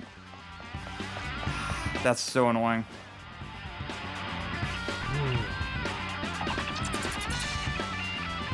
Guys, how's the game audio? Is it like too loud or is it just right?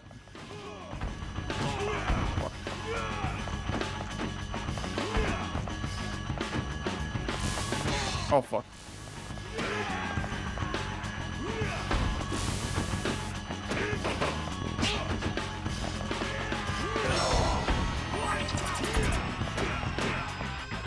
Audio's good. Cool, cool. Oh, god damn it, dude. Fuck. I keep misinputting that.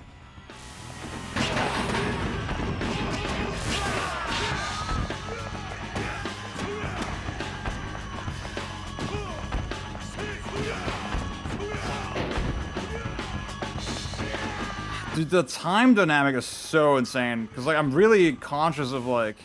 Okay, I don't want to knock people down too much, because, like, it is very inefficient.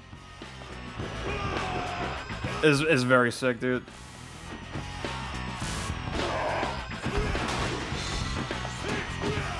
Oh, fuck.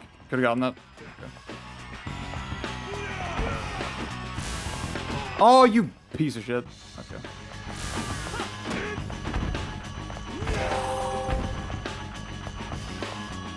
Okay, see, this is a fucking mean take. But, you know, it's funny that, like, Ocarina of Time got, like, credited with the revolutionary Z targeting that leads to, like, the most boring combat of all time. And this game came out, like, 1 year later and did it, like, 1,000 times better. I know I just compared Ocarina of Time to Spikeout. I know it's a little cursed, but, like... It's been on my mind.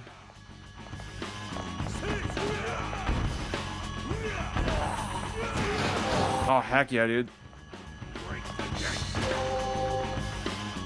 2 months before? Wait, what? I thought this was 99, dude. That's crazy.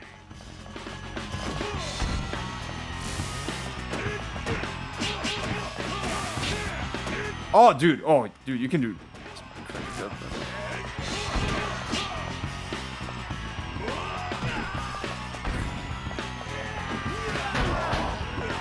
Wow, that's crazy, okay.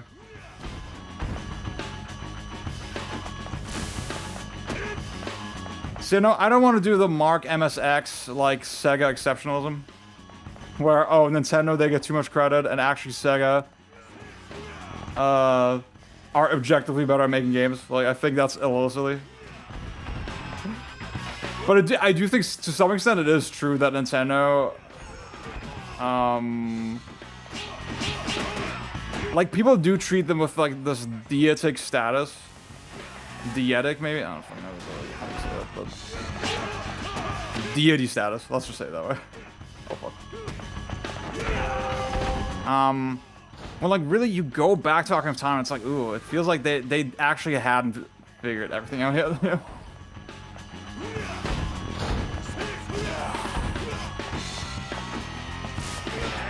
Oh fuck.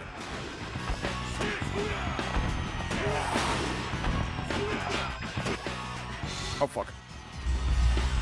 Okay, I could use a life up very soon. Look at these fools. Oh fuck. Oh god.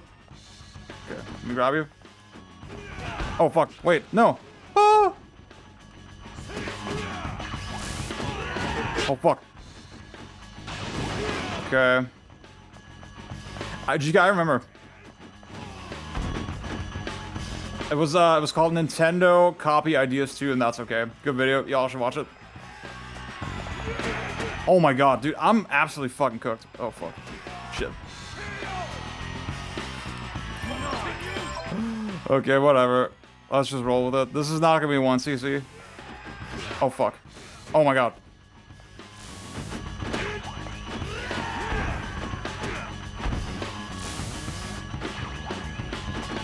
Wait. Oh, I'm only now realizing you can like redirect with a punch. Oh, so you don't need to let go of shift and like awkwardly fucking re-aim. That's kind of interesting. Oh my god, you fucking bastards, dude. Okay, I'm getting absolutely fucking confused.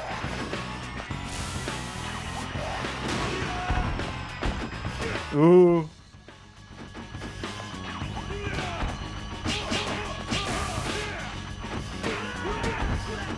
See, the example I thought of was like, I think if you're saying, oh yeah, F-Zero GX, Nintendo could have never made this game, it's like, okay, you're just being ahistorical, you know, because they made F-Zero X, which is like, maybe even sweatier than, and more technical than GX.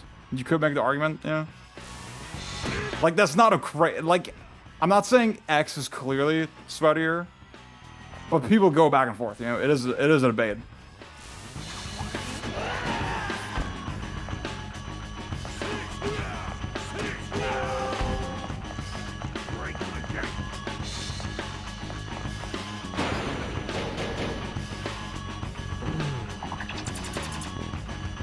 It's funny because Mark, he does like some Nintendo games.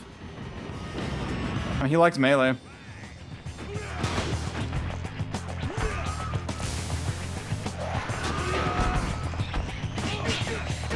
Oh, fuck.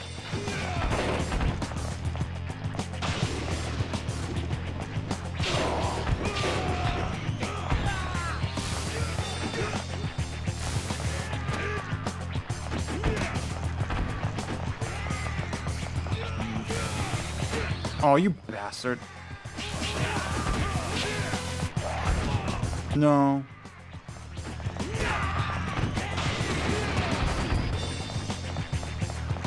Oh.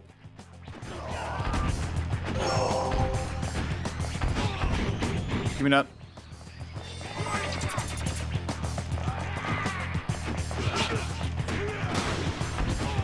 Oh my god.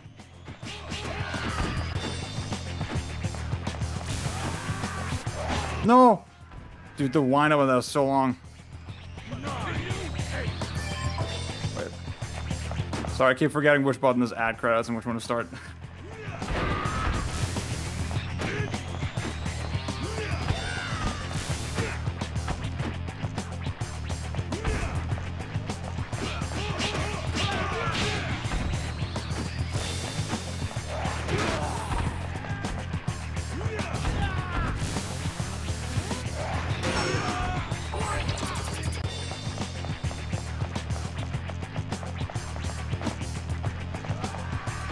I mean, the thing is, like, racing, Mark said it's not one of the strongest genres.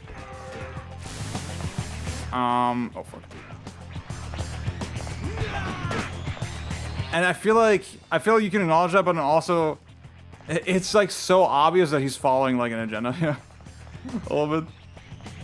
Which is like cool guy, arcade supremacy.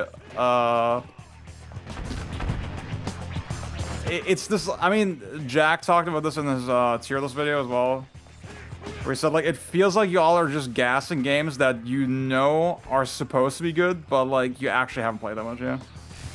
And that feels a little I mean, what was the classic God Hand take? I don't need to play it, I already know it's good. This, yeah.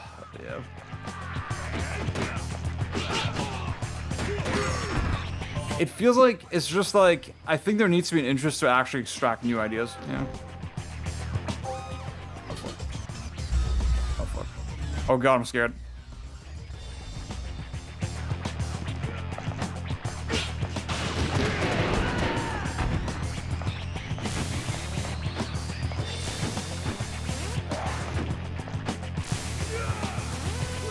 But yeah, Mark, collab with me, please. What's the video I would collab with Mark on? I don't know. The thing, my problem is there's no game where I'm uniquely like the guy, unfortunately. I'm like very squarely average at games. Oh fuck, as you can tell.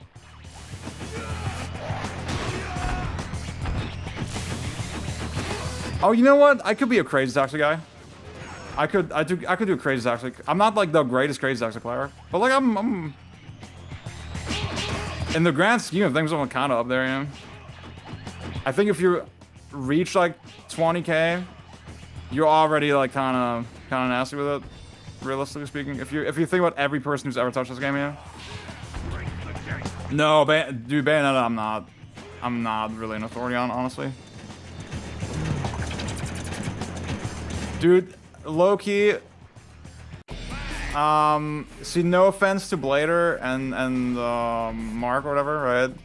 I just saw a conversation with someone the other day and was like, God, Celia absolutely eviscerated them in a way that I thought was like pretty justified.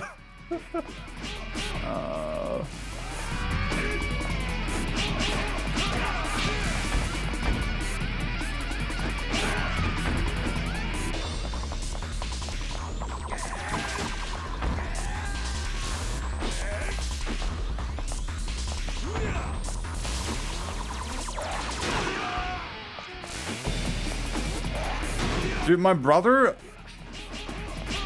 he was like top 100 in the world in Counter-Strike at one point.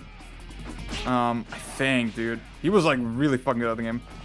And I think he like low-key had potential to be like actually competitive at it. But then he just didn't have the balls to like tell my parents like, hey, I want to do esports. And then that's why that didn't happen, yeah. Like, bruh, think about that. We could be millionaires now, my family. That's so awesome.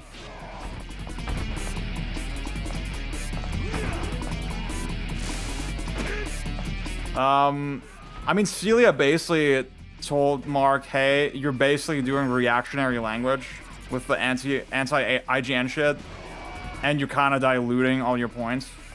And,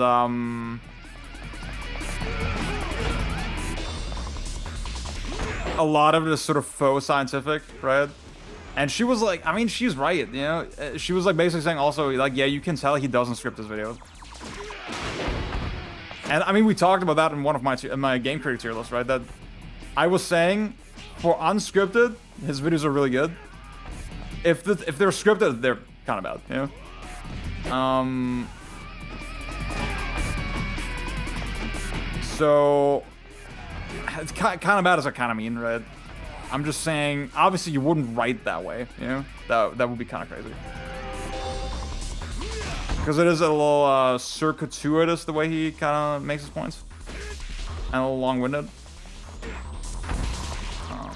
Which wouldn't happen if he scripted it, and then the ideas themselves would be just probably a little more complex, or like a little more watertight, I guess, you know?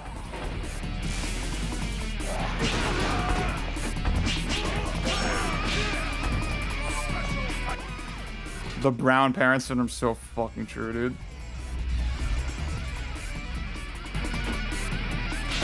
The EDM Brits mog me. See, that's my problem too, Durandal. I mean, I'm like too fucking shit at games to like actually make something out of it, right?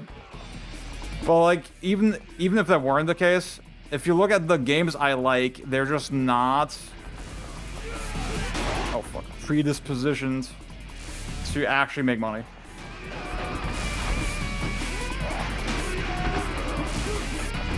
You can kind of play with the range here a little bit. You can like stay close enough that they don't do their dash attack, and then hit them with the charge. They like gameplay density. So fucking true.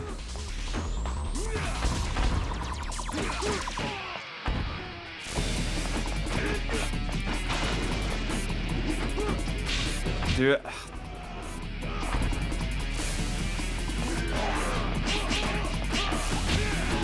See, even just the concept, I mean, there's so much critique you can level up reviews, right? I think just getting upset over individual reviews doesn't make sense, yeah? Or like, trying to fit them into this like fucking broad pattern, yeah? Oh my god, dude, that... See, I get it, you have to be aggressive. You can't just play like a coward like I am.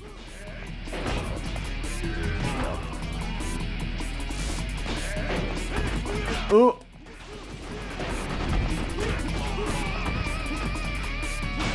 Fuck it.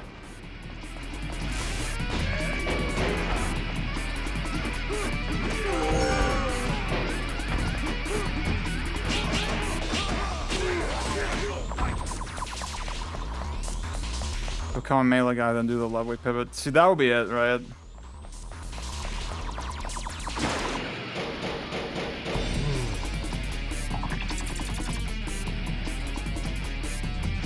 Just do the air throw. Is it that good? It feels like kind of clunky. I don't really have a handle on like doing it confidently.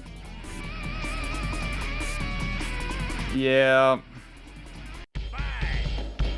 It's just, I feel like the point of like, oh my god, people don't respect beat-ups, it's not a useful fucking point anymore, you know? Like, move the fuck on.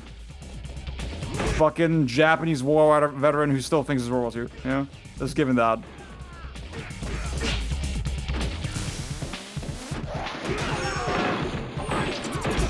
Okay, wait, I gotta switch. Fuck. See, there's like a tight window on when you can actually throw them. Switch, and then... Wait, what button do I need to press? What button do I press in the air?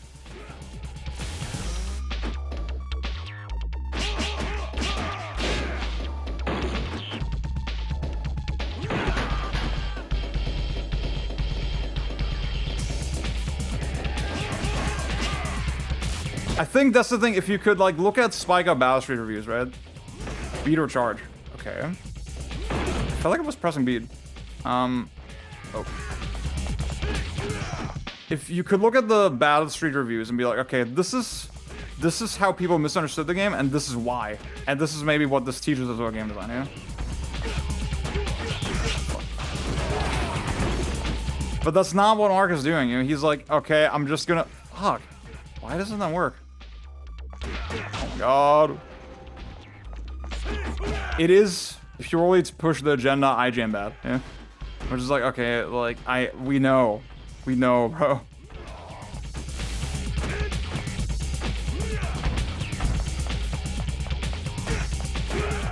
Oh my god. Dude, this game is hard, man. This game is fucking hard.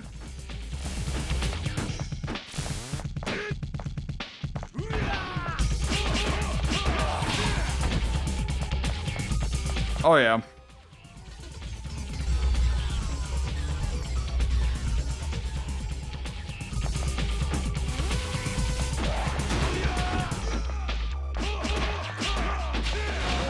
Oh my god. I guess kind of fucked up.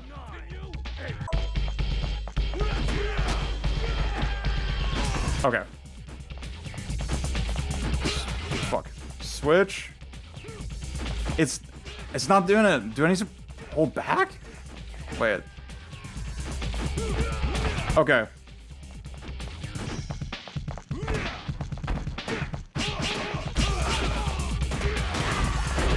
Oh god. I must do desperation attack. Ah.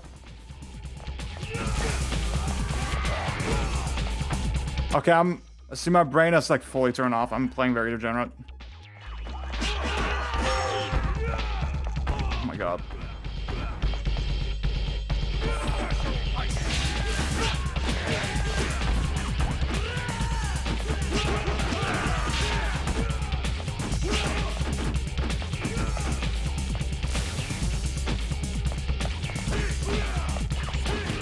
Oh my god. They knock down bosses on like regular. Oh, okay.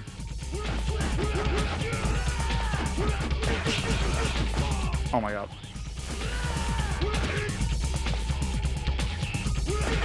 Oh.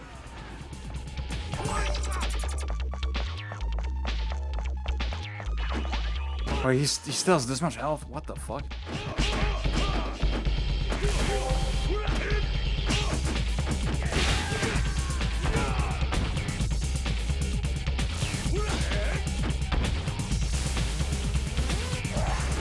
Oh.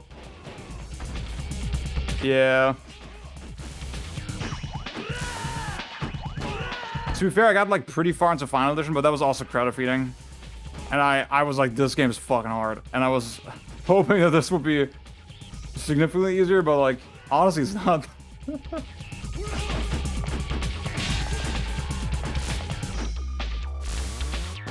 Oh my god. Dude, this guy, what? Look at this motherfucker. This is insane. Oh, fuck. I need to change direction with the punch. I need to start doing that.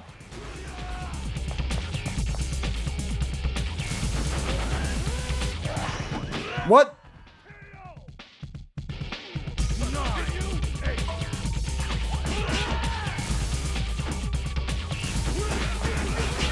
Oh my god.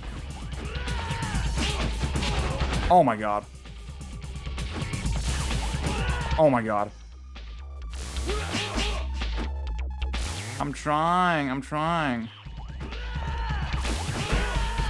No! Oh fuck. That was too late. No! What?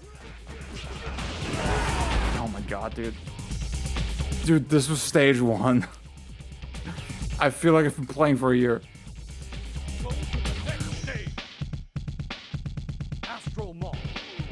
Holding against bosses.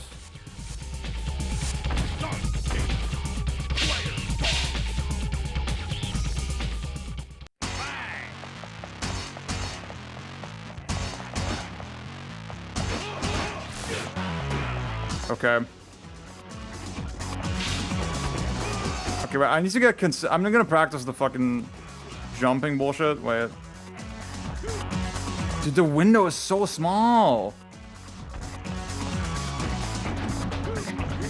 Okay.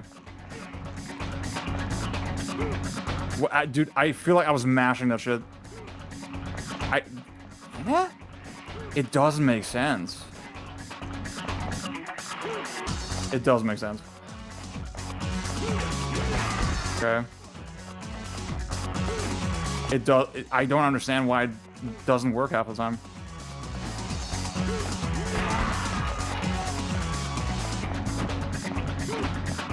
Bro, you gotta mash while rising. Oh. Wait.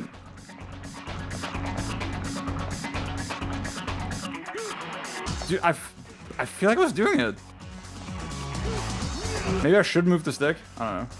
That seems counterproductive. Okay. Oh, it's okay. If you move the stick, it doesn't seem to work. Huh. Okay.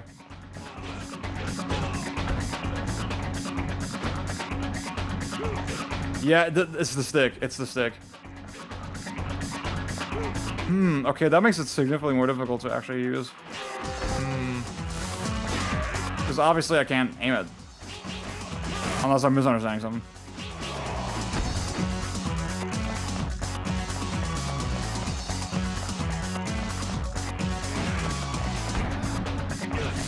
You bastard. It should... It's very weird. I don't know, it doesn't for me. Why did I do that? I don't know why I did that.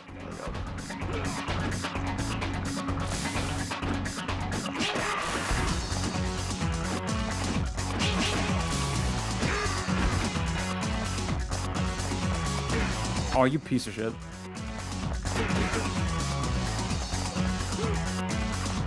Bro. Oh my god. Can I just not throw this guy? Is he too heavy or something? It doesn't make sense. What am I doing wrong?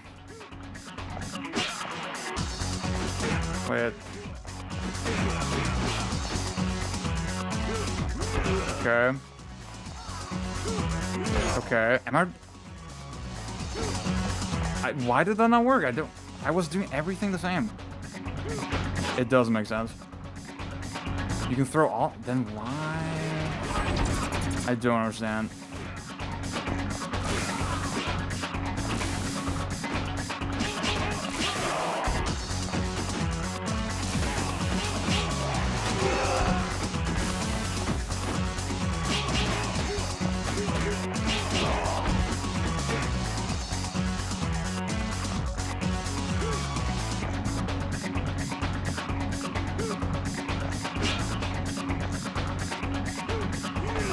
I don't know. It works like half the fucking time. Maybe I'm not mashing fast enough. Maybe there's a window. I should remember the rhythm for the after and get it consistent. Okay.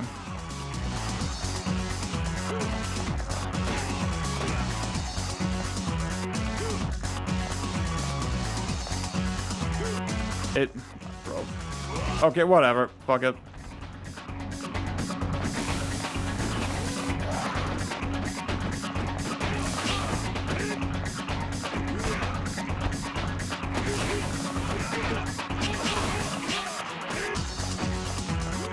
How much does the earth cost?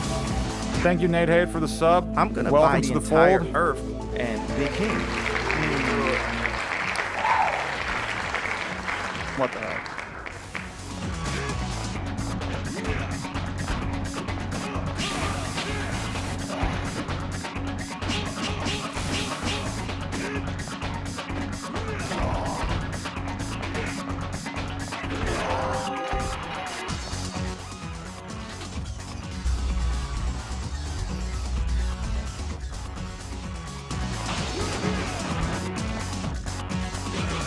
Oh my god.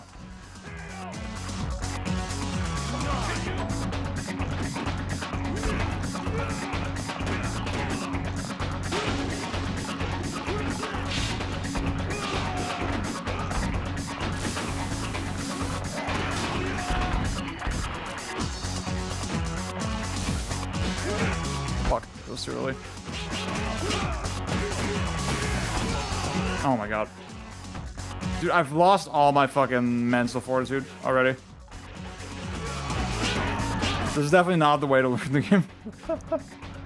Oh my god.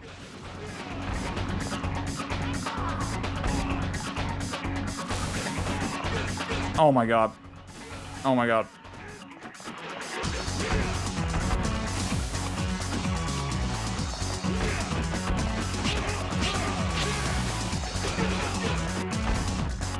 Dude, I believe it. I believe it. I think before I finish this, I should definitely finish Final Flight. Or should, like, 1cc Final Flight. Oh my god. Oh, you bastard.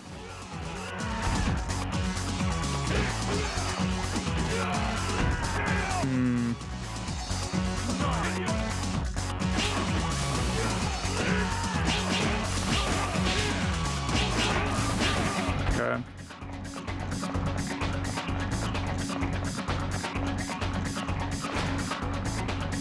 Is in the detail. Yeah, I kind of figured. Because, like, see, what I'm getting is, like, the individual sections, it is generous with health refills, right?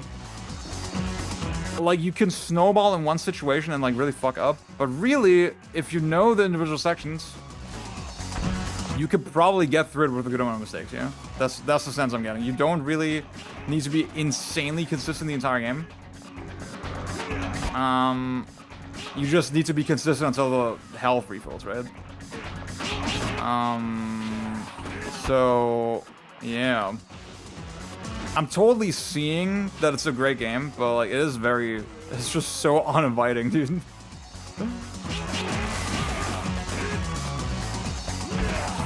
I will say, I mean, the air throw, that's just genuinely terrible. Like, why?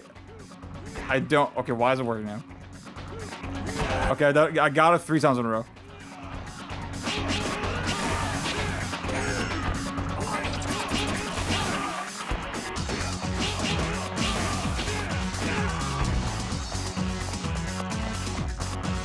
Yeah. Maybe I keep thinking maybe I need to play Battle Street.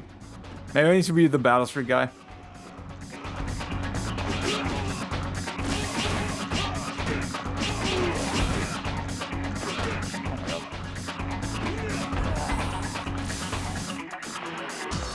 Yeah. So you guys see what he's saying? I don't know if I have the like fortitude to actually see. That's the thing. Getting the 1cc on paper sounds like a great idea, but when I think of the actual execution of it, oh my god, it's gonna be so painful.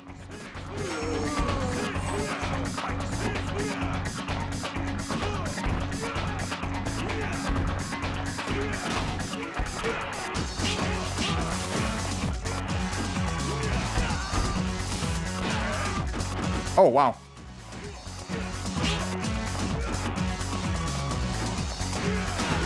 Yeah, maybe that's the move with Battle Street.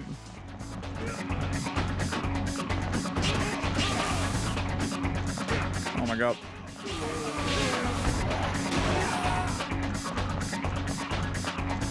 Okay.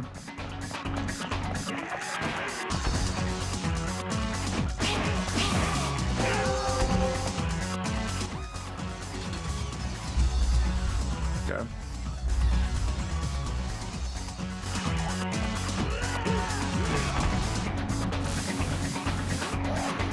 See, I like that they immediately go behind you. That is so smart. This is very, very smart.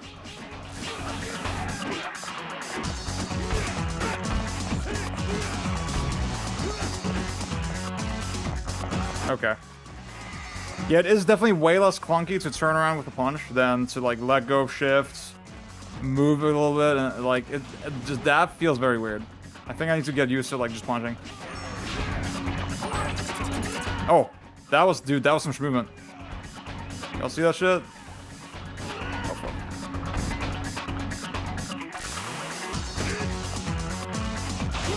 Oh, fuck. How would you say this comment compares to Yakuza? I know Yakuza has a little bit of sauce, but honestly, it just feels so much more rigid than this. And the AI, like the AI in Yakuza is like absolutely is like nothing, yeah. Whereas this is like clearly very, very well designed. There's actually a quick turn? Wait, how does that work?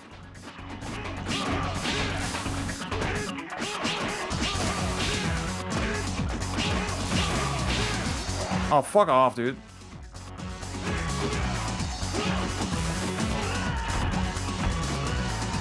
I can't believe I live.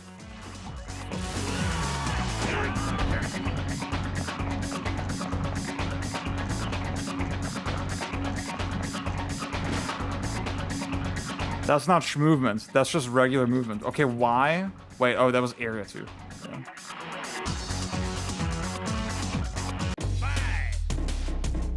Oh, new music.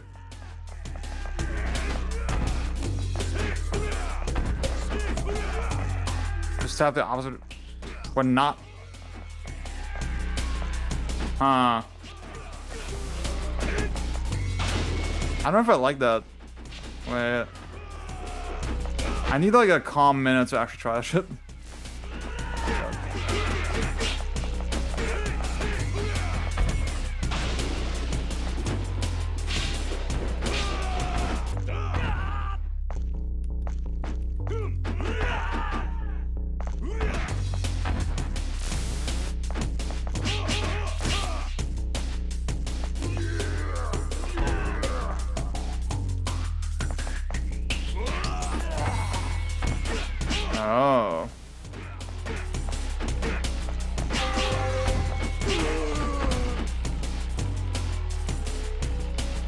feel like that doesn't feel as smooth as just punching.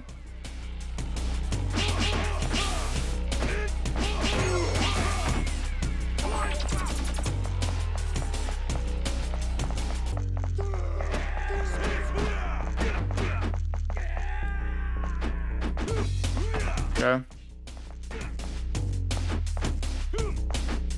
Oh god. God damn it, dude.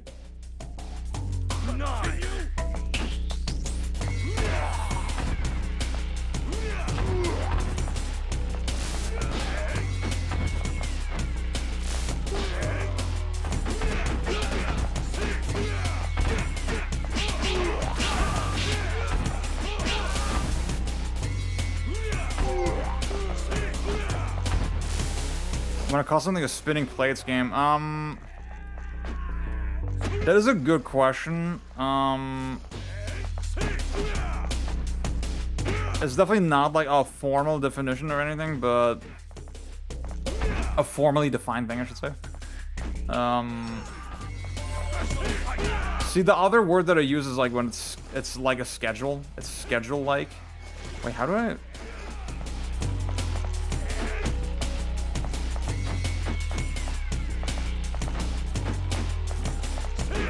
TMB, what's up, man?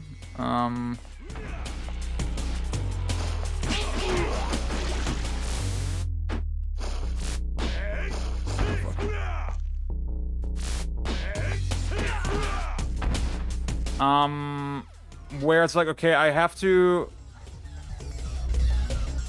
I guess the most natural thing is like cooldown heavy games, right? Where it's literally spinning plates because you're watching all your little meters and then popping them as soon as they're available. And it's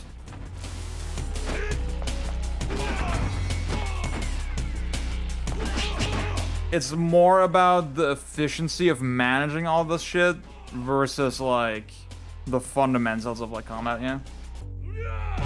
Oh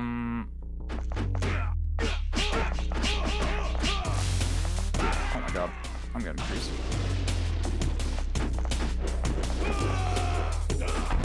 Oh, okay. Oh my god.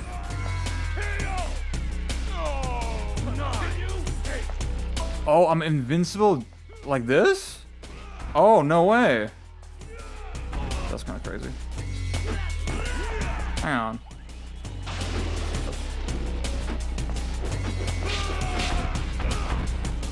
Oh, so that doesn't work for tension?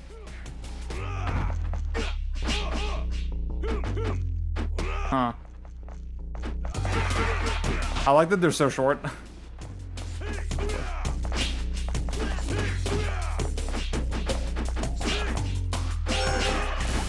Dude, you have to be on your fucking game. Like, I'm just noticing, okay, I really need to intensely concentrate.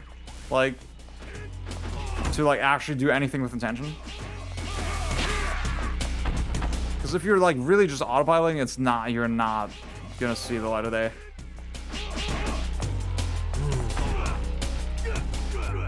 You can do it for tension, it's kind of fake. Okay. What the hell?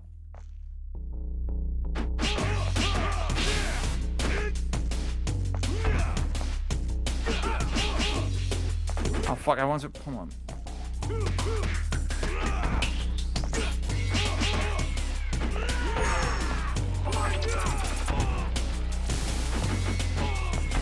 You piece of shit.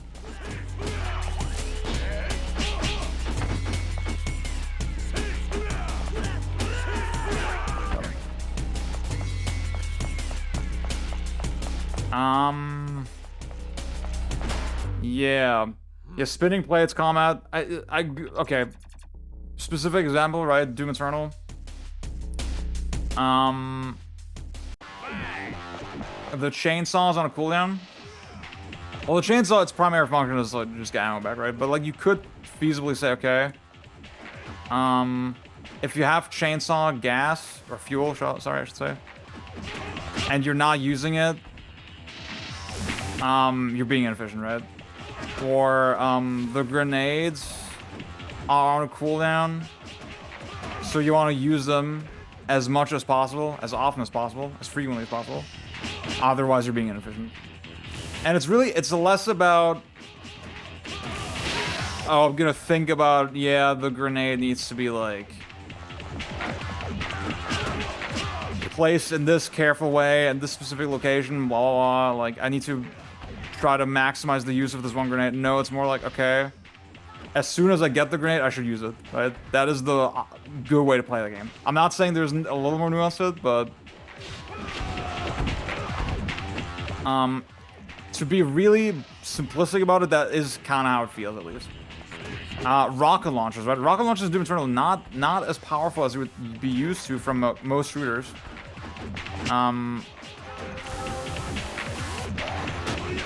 So again, it ends up being case, okay, empty your rocket launcher ammo when you have it, and then refill with the chainsaw, right?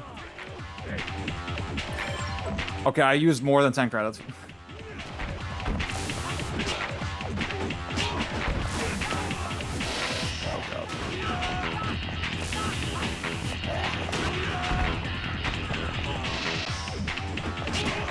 I just like the super automate. I mean, so those are like the specific mechanics that kind of leads to the symptom, and the symptom is like, okay, it feels like an automated process. Yeah, it feels like I'm making my decisions purely on like the status of the plates I'm spinning, and that's what spinning plates call it. Which I should say, I'm not the person that came up with that. Right? I don't remember where I first heard it, but I'm not the person who came up with that term.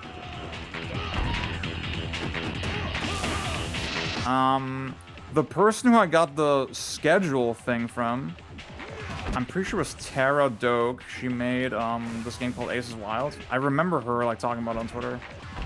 Like, yeah, I don't like when Comet feels like a schedule. I was like, oh yeah, see, that's what I didn't have the words for it, and then she said that, and I was like, oh, okay, that makes sense.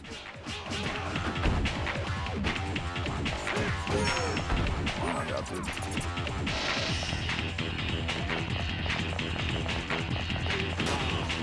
He kisses you when he pins on the floor. Jenny, what's up? Are you a Spikeout gal? Are you a spiker? Are you spiky?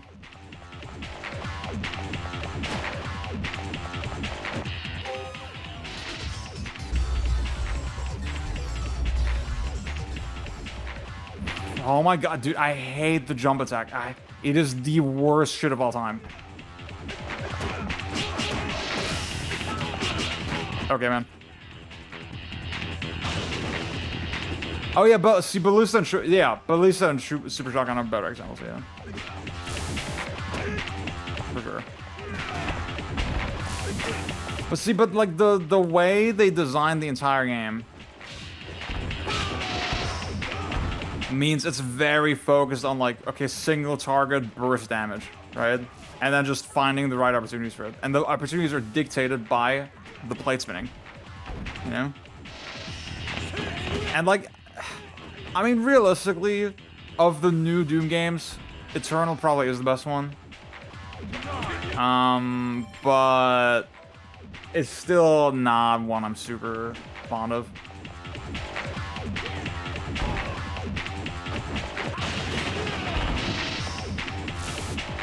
Yeah, the wire bugs, it's not my favorite mechanic, but I think that is an example where, okay, the situations can just shake out in a way where it's really hard to use your cooldowns effectively if you just throw them out, yeah?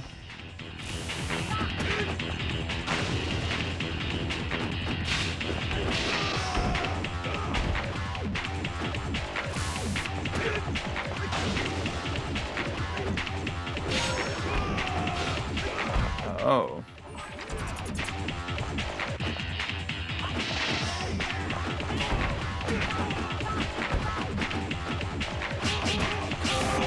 Dude, what the fuck is happening?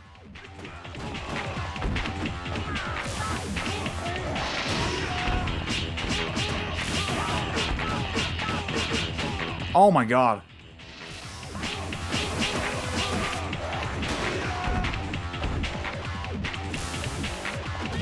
You fucking bastard. Oh my god, the fact that he doesn't react at all. What the hell?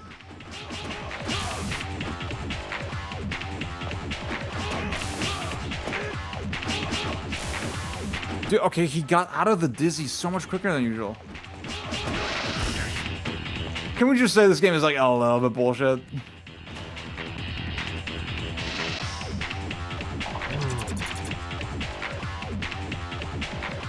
It's funny because like before the current TGM hype, I always perceived Puyo Puyo as like the big like sweat arcade series.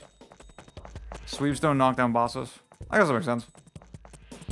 I think for me the bullshit thing was the dizzy. The lasting so short.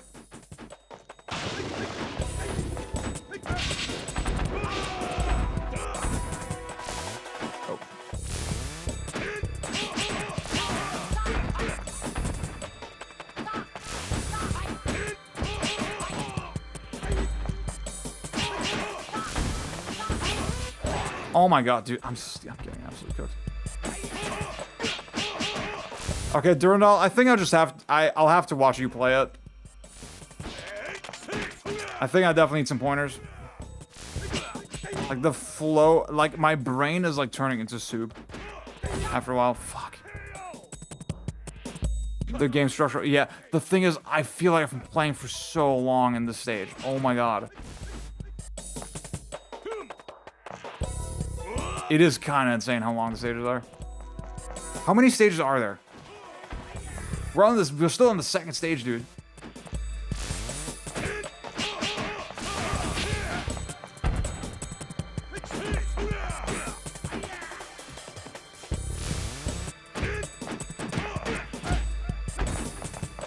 I'm at the halfway point. Oh my fucking god. That's insane.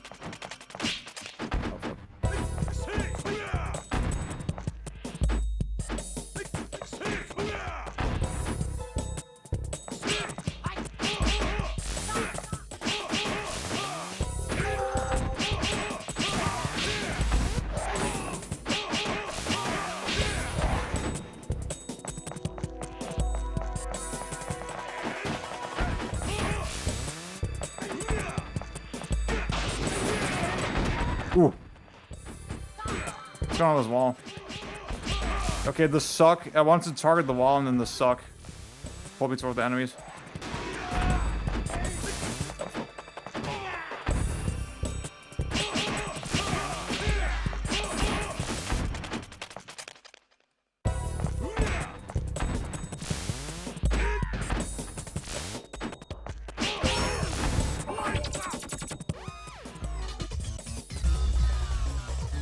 I strictly prefer 2D Brunos.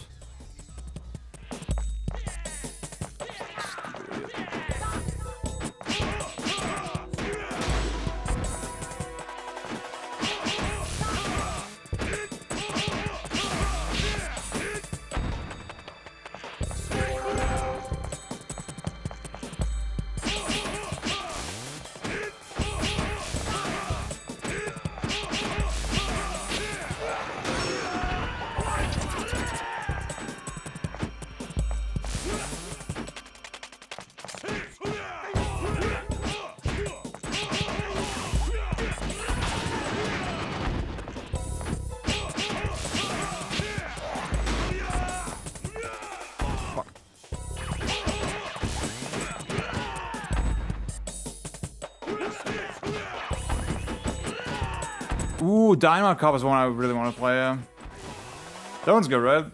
Probably not as deep as this game, but... Oh, fuck. Oh, you piece of shit, dude. Oh, you piece of shit. Oh, my God. Dude, oh, my God. I can't do it. I can't fucking do it. No! I let go at the wrong point. I have played Sin and Punishment. I like it. I'm a big fan. I'm not super, I'm not like a super nasty Sin and Punishment player. But I like it. I do want to get a 1cc at some point. Okay, what's a good way to take this guy? Oh my god. And I think I'll like 2 even more. Oh my god. Oh my god. It is giving VF. Fuck. Whatever, dude. Oh my god.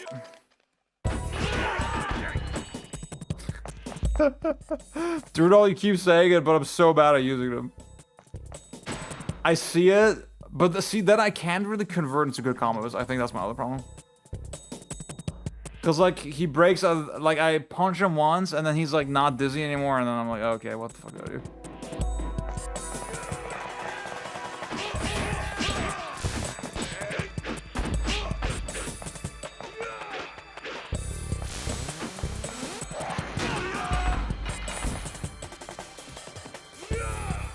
What the hell?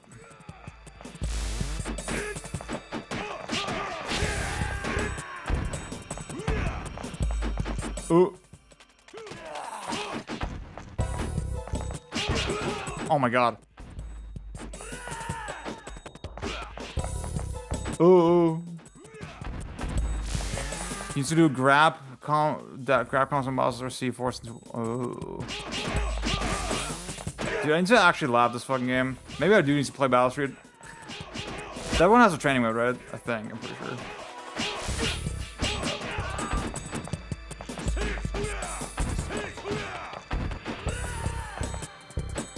Rear throw, C4 right after. Oh, okay.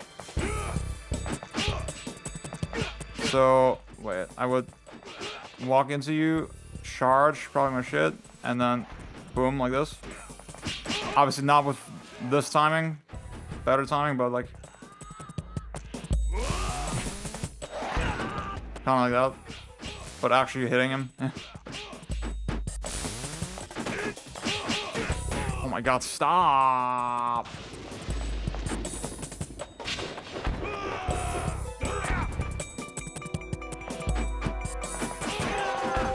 Oh, thank god. Rear throw, homing attack, C4. What's the homing attack?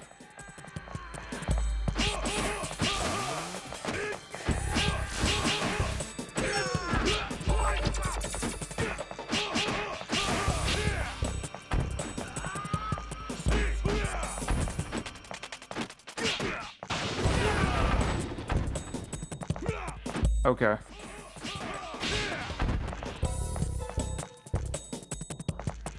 So do... You piece of shit. Okay. Wait.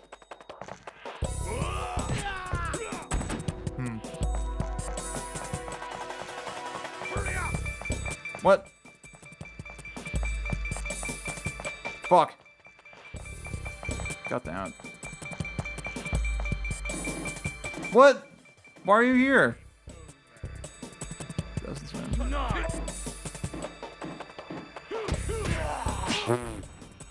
That's insane. Wait, there's another one over there.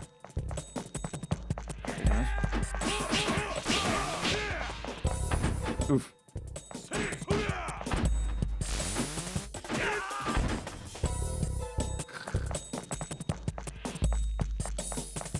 Oh, dude, I was not looking at the screen, sorry.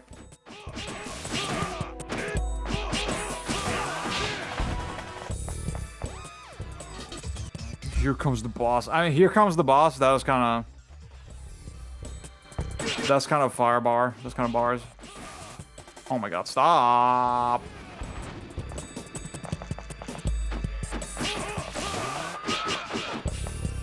I can't find the right timing to let off the C3.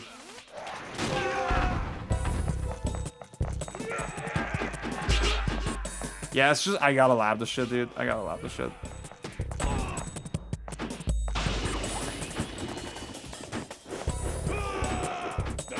Some of the hitboxes are a little weird. I feel like that should hit people.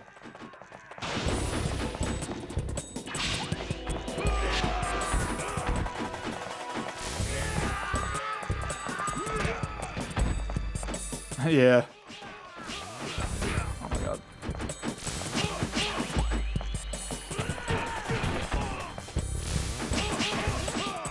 Oh my god, stop! Stop. No, oh my god.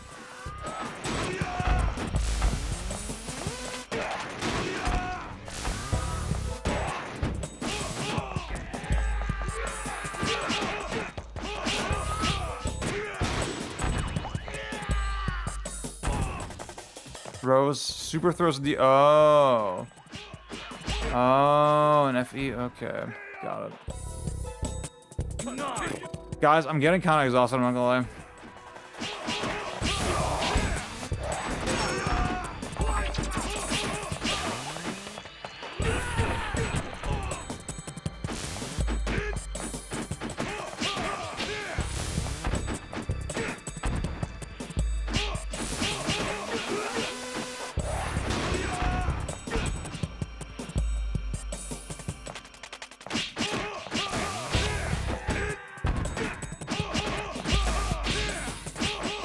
I'm like thoroughly autopiloting as well, is the problem.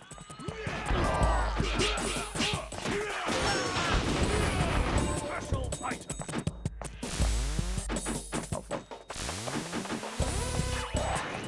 You piece of shit.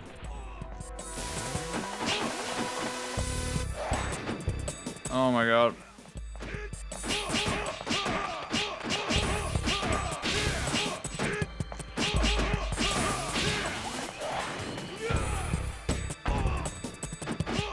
It's true. That is a great quality of this game, for sure. Oh, my hands are getting tired too. Bro, what the fuck? We're still not done. We're still not done. Okay, you know what? I'm gonna finish area. I'm gonna finish stage 2, and then I'm gonna stop.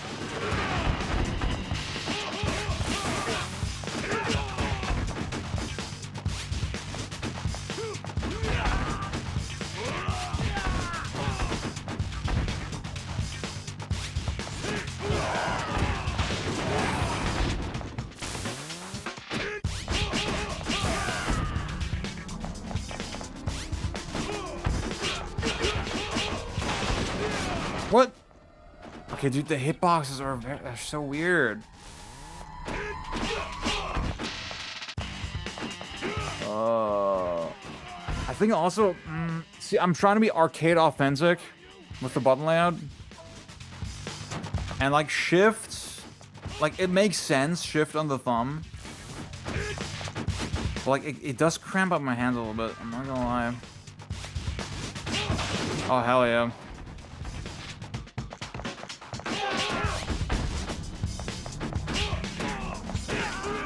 Ooh.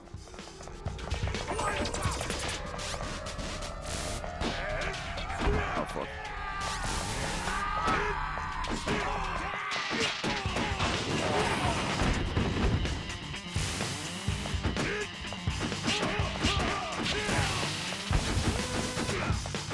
I don't know why I did that. That makes sense. Obviously, I'm on arcade stick, so.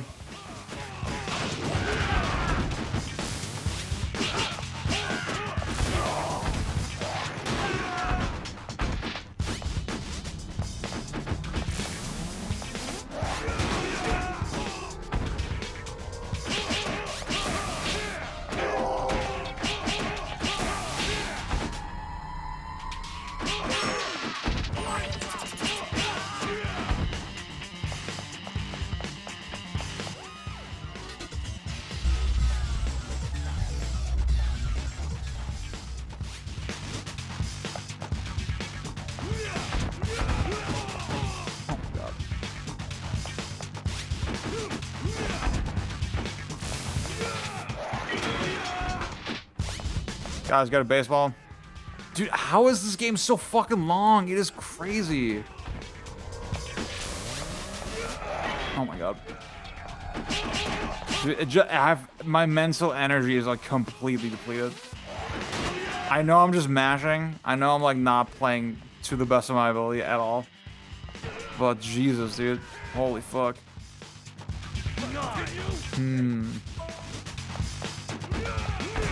Okay, whatever.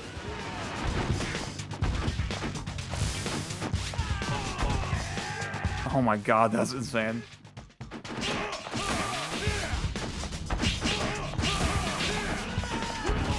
Dude, some of the invulnerability feels a little... it's a little intense. It's a little intense. And it's crazy that's like apparently worse than FE. I don't want to anymore. my hand hurts. My hand hurts. My hand hurts.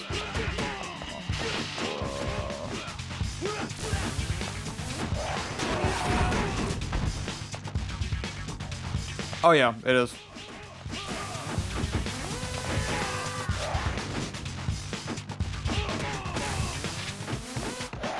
What?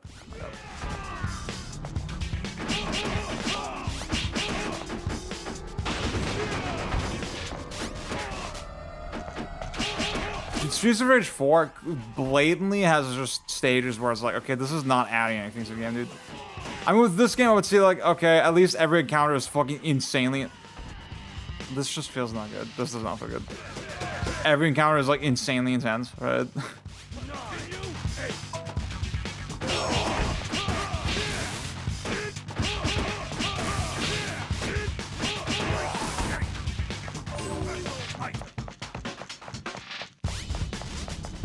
Oh, see you, Ollie. Ooh.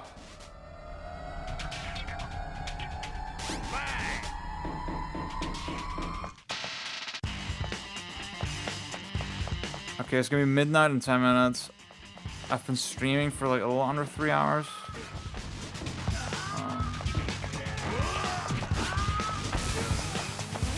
Oh my god.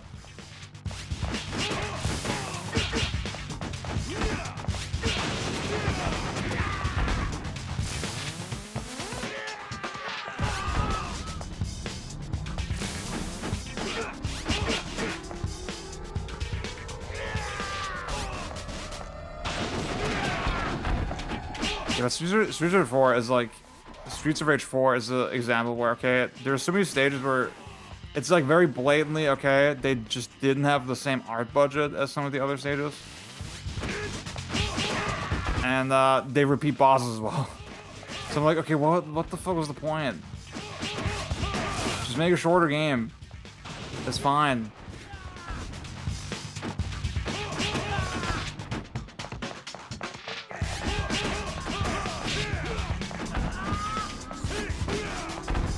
Jump throw spam. Oh, you mean... Oh, yeah, I got it, yeah. See, I can barely do the jump throw is the problem. Okay, I just did it.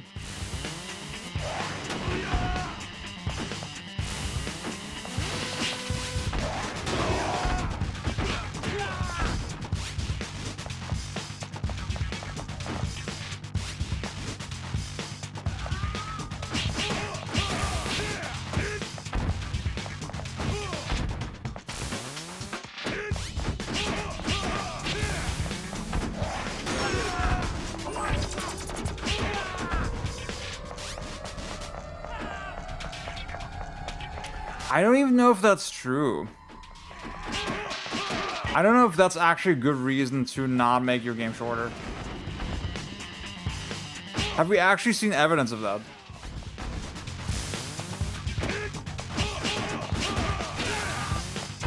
I guess the Star Fox remake is gonna be the proof. That's gonna be the proof in the pudding.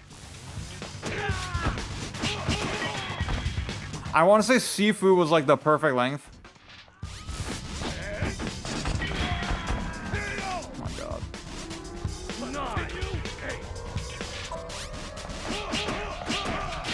Oh.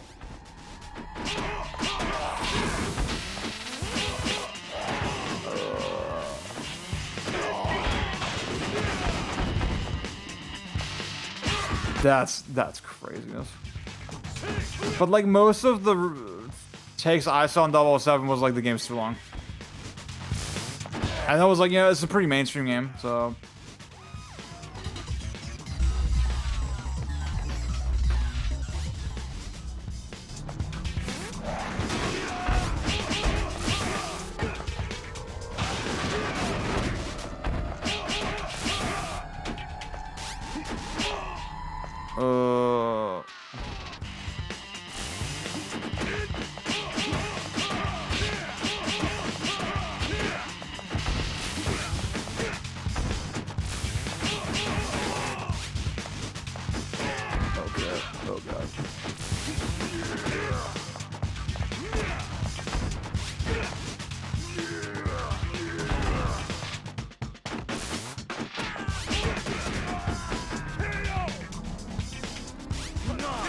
Yeah, arcade mode I noticed does not play to 0 strengths at all. It is better if you're just like score chasing, level selecting, you know.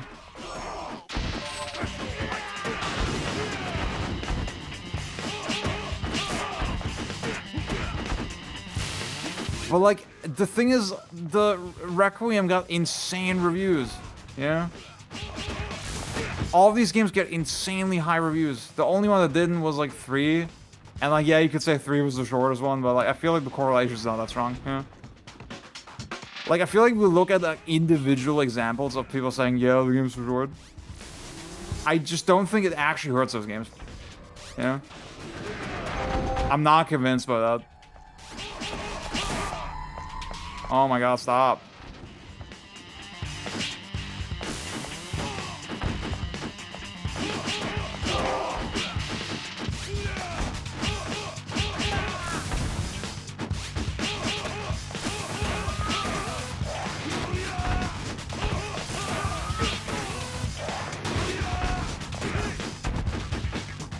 Marco, what's up? But like, I mean, the RE2 Meg was a pretty concise game. Got crazy reviews. Like, it's not the best reviewed one, but like, it was really, really positively received. I'm not convinced that it actually hurts the games. I'm not convinced.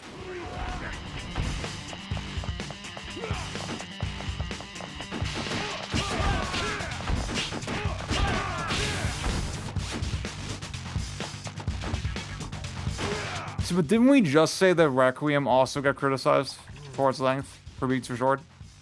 Didn't we just say that? Should I play Pragmata or RE9 first, chat? Pragmata's better. But they're both okay. This is an arcade emulator, yeah. This is on the Supermodel emulator.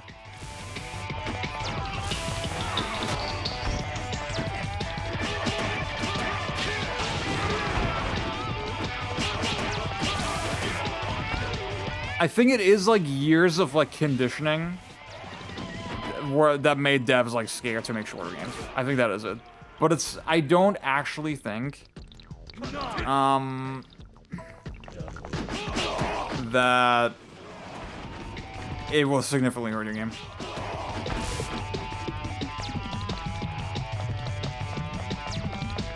Okay, see, now that I'm credit feeding anyway, wait, I'm gonna... Oh, there he is. There he is. There's the man. Dreamcast. Where's the fucking Spikeout Dreamcast port? Where is it?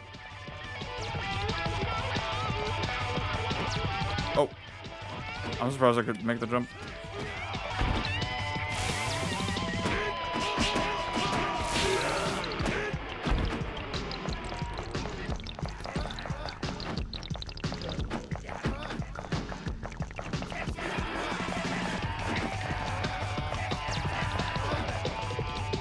Sorry, I'm reading chat.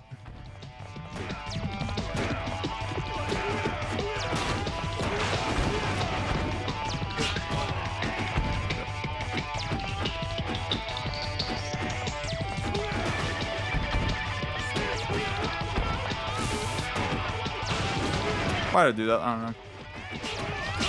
The way these guys walk is so sick.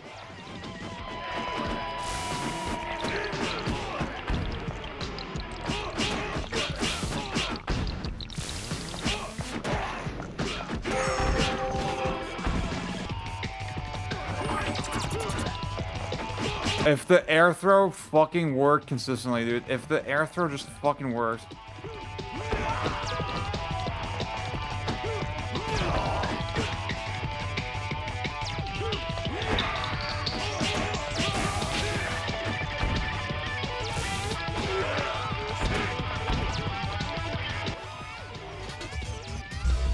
John Dreamcast. Here comes the boss. Look at this guy. Oh fuck, I'm an idiot.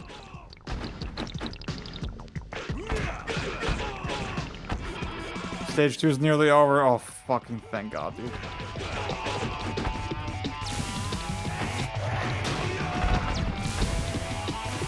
dude. Dude, literally, we've been playing for an hour, dude.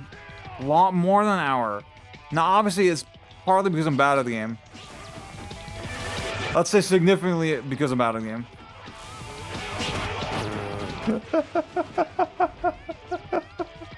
It's kind of true, Durinal. It's kind of true.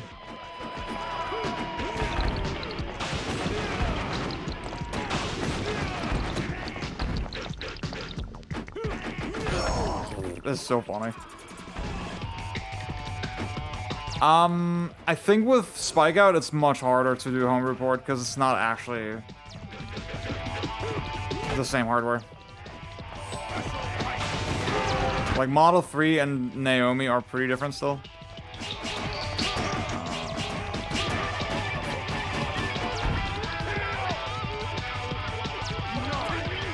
Okay. Okay, guys, let's see if I can do this section on my last remaining credit. Oh my god.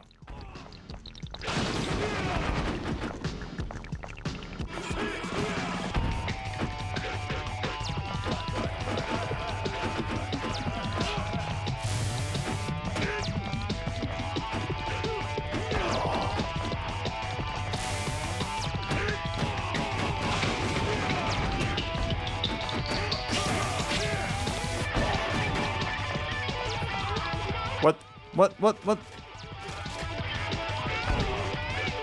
Yeah, that's exactly it. It's just with like stuff like Dolphin Blue, it's like, okay. It's already on Naomi, so... Or a Thomas Wave, I guess. Which is like basically the same fucking hardware. So it was not hard for homebrew people to do it, whereas with Model 3, you would have to do an actual port.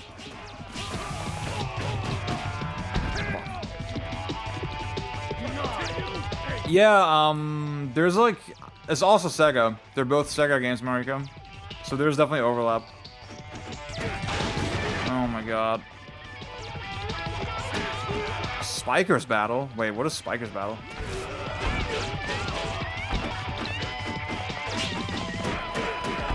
Guys, I'm tired. I don't want to play anymore. Oh, my hand hurts. I'm tired.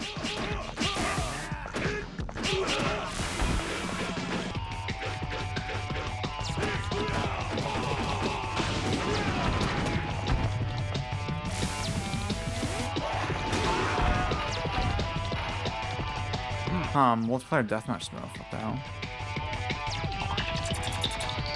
Well, I guess they did Battle Stadium, which is basically a straight port, if you think about it. Okay, I don't know how to do the fucking save states on Mac, bro.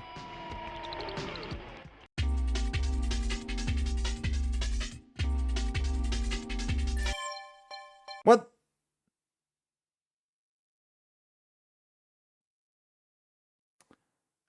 Okay, the 8 button is the service menu, apparently.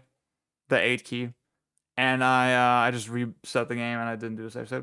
So that's pretty cool. Wait, how the fuck do I... Let's see. Wait, video memory test, game assignments, country export, game difficulty normal. Easy, easiest, hardest, hard, normal, okay. You also, I got it. Strangely restored by the final loss alone can be a huge time if you get got. Damn. I don't know what I'm gonna do with Spikeout. I'm not gonna lie, y'all. It's just so, it took so much of my energy just now. This is a cool game, but like, god damn it, dude. And also on the stick, it was really hurting my hands. The button layout. So I'm not exactly sure. Let's turn on the music, guys. Ugh. I get it.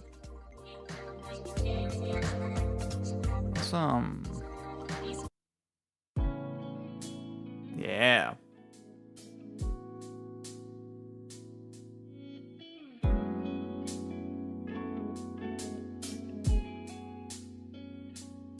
Arcade games are bad, just play Spelunky. It's so fucking true, dude.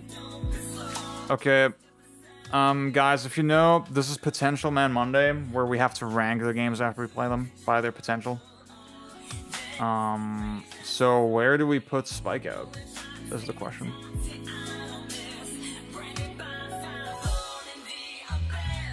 That are the principal offender. Which happen to be the only games that, like, the arcade supremacists talk about.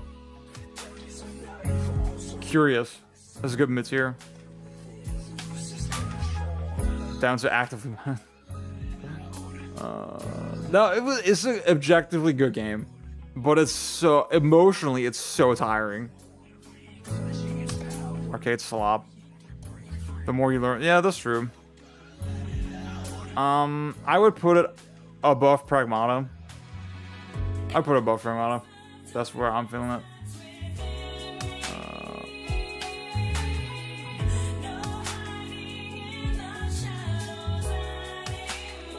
I think putting it under Star Fox Zero is like a little nasty. I think I'm being like a little mean there. Or a little crazy. For me to consider touching the 1cc, yeah.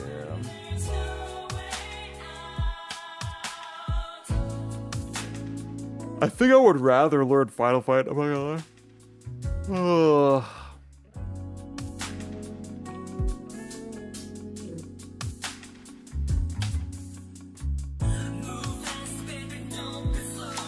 It's Wii U fanboy put. Yeah. See, that's the thing. When I really think about it, right? With Pragmata, I just know I'm gonna do the lunatic shit for like content. Maybe 10 years. Bucket list wants to see.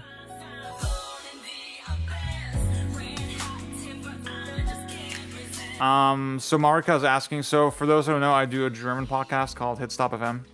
I'll show you all with hitstopfm.de. That's us. We just released our reviews for A Link to the Past and Ocarina of Time. Obviously not interesting to most of y'all.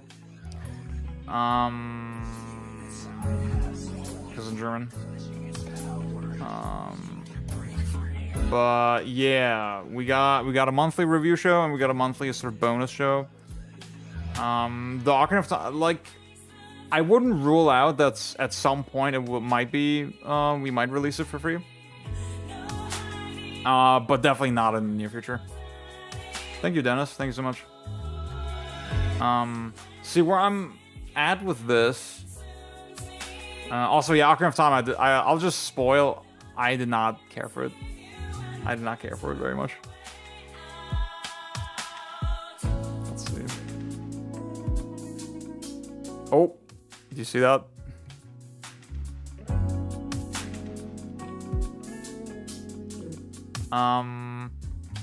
Yeah, I hope it's not too gatekeepy.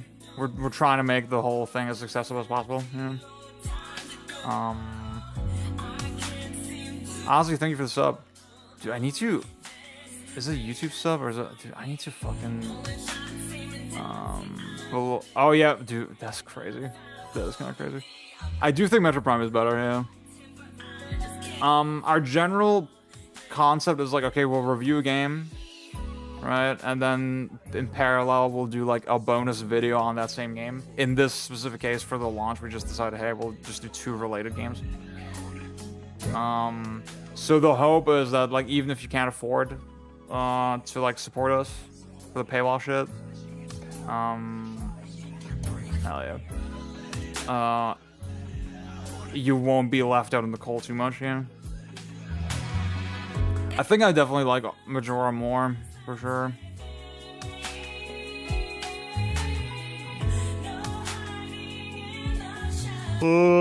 I mean, I just spammed the spin attack and like, that was kind of it.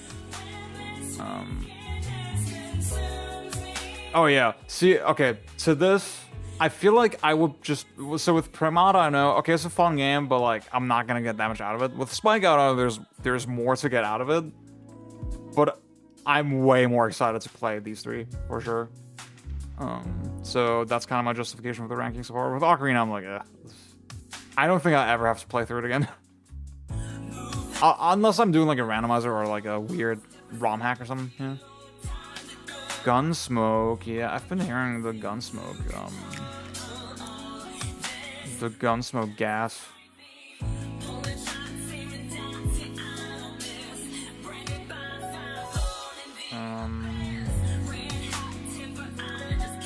Deal. I was thinking about it actually. I mean, next week the candidates are Marathon, TGM1, TGM4. I guess, you know, Marathon makes the most sense because, like, it's free. Yeah, that's my one opportunity to play it. And with TGM, I can just put more practice in him before I show it off. Just use the racist level in Gunsmoke.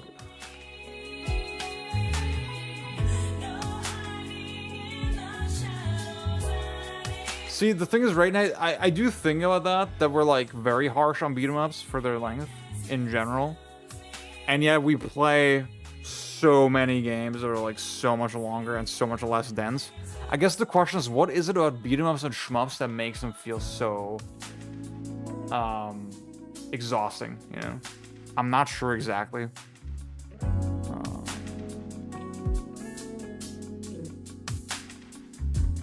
I think I fucked around with, like, Golden Axe and stuff. I've played a bunch of arcade games. Something gameplay density.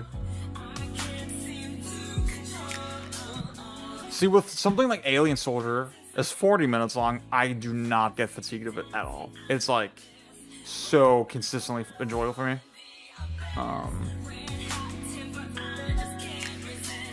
Like, that game has, like, breakneck pacing. Same with Sin and Punishment. Yeah. Sin and Punishment 2 is a little more sluggish. Yeah, it's gonna be, I agree. Totally.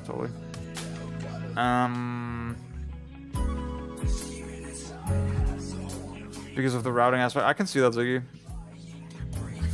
I thought Dynamite Heady, as far as treasure games go, that was, like, a little exhausting, but generally I think I'd agree. Let's see. So if you're not on the Discord, join the Discord. It's great. It's a great Discord. Discord.z@bro.com.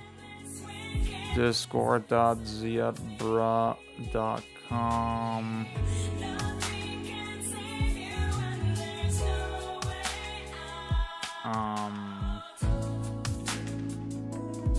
Good for discourse, good for discussion.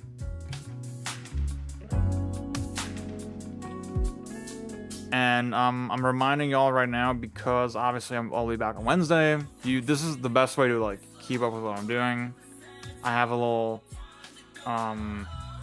like, usually the day of the stream, you get a little update here. Hey, this is when I'm gonna be live. You can also, I mean, Twitch is good for this as well. Actually, I set up a whole thing on my Twitch.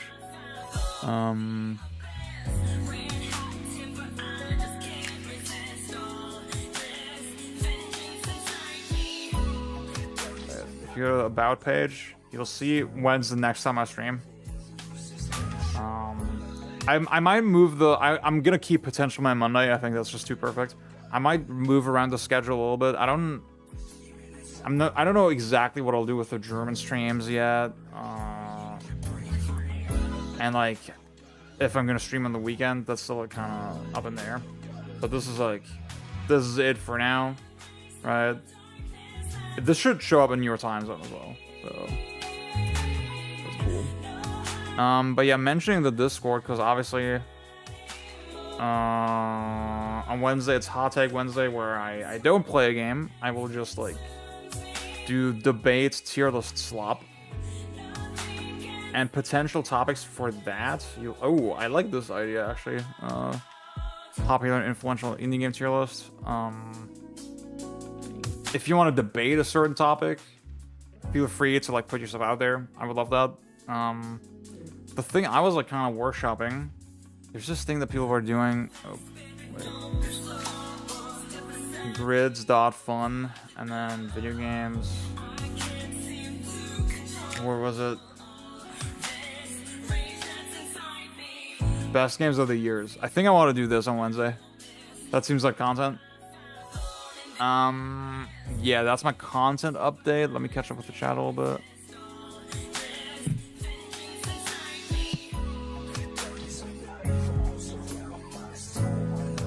Oh yeah.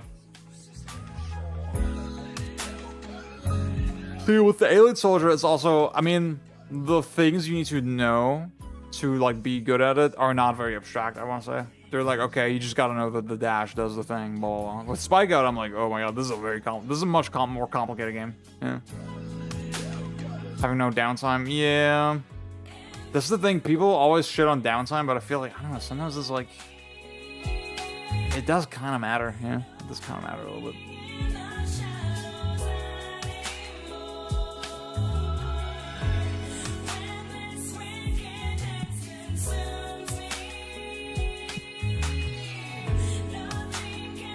FG players often have way longer primes than something like Brood War, which requires intense APM sustained over 20 minutes. So, yeah.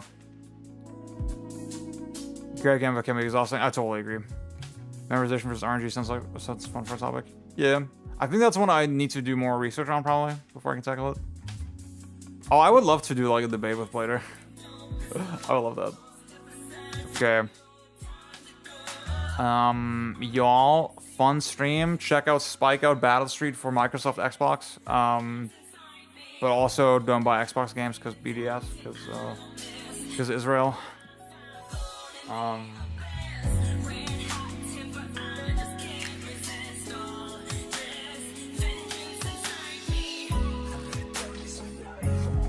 Yeah, thank y'all so much. I think I'm gonna head out. Yeah, I think this is it. For my Germans, I'm gonna be live tomorrow on the German stream to do the State of Play bullshit. I don't know exactly when. Maybe like a little before the thing starts.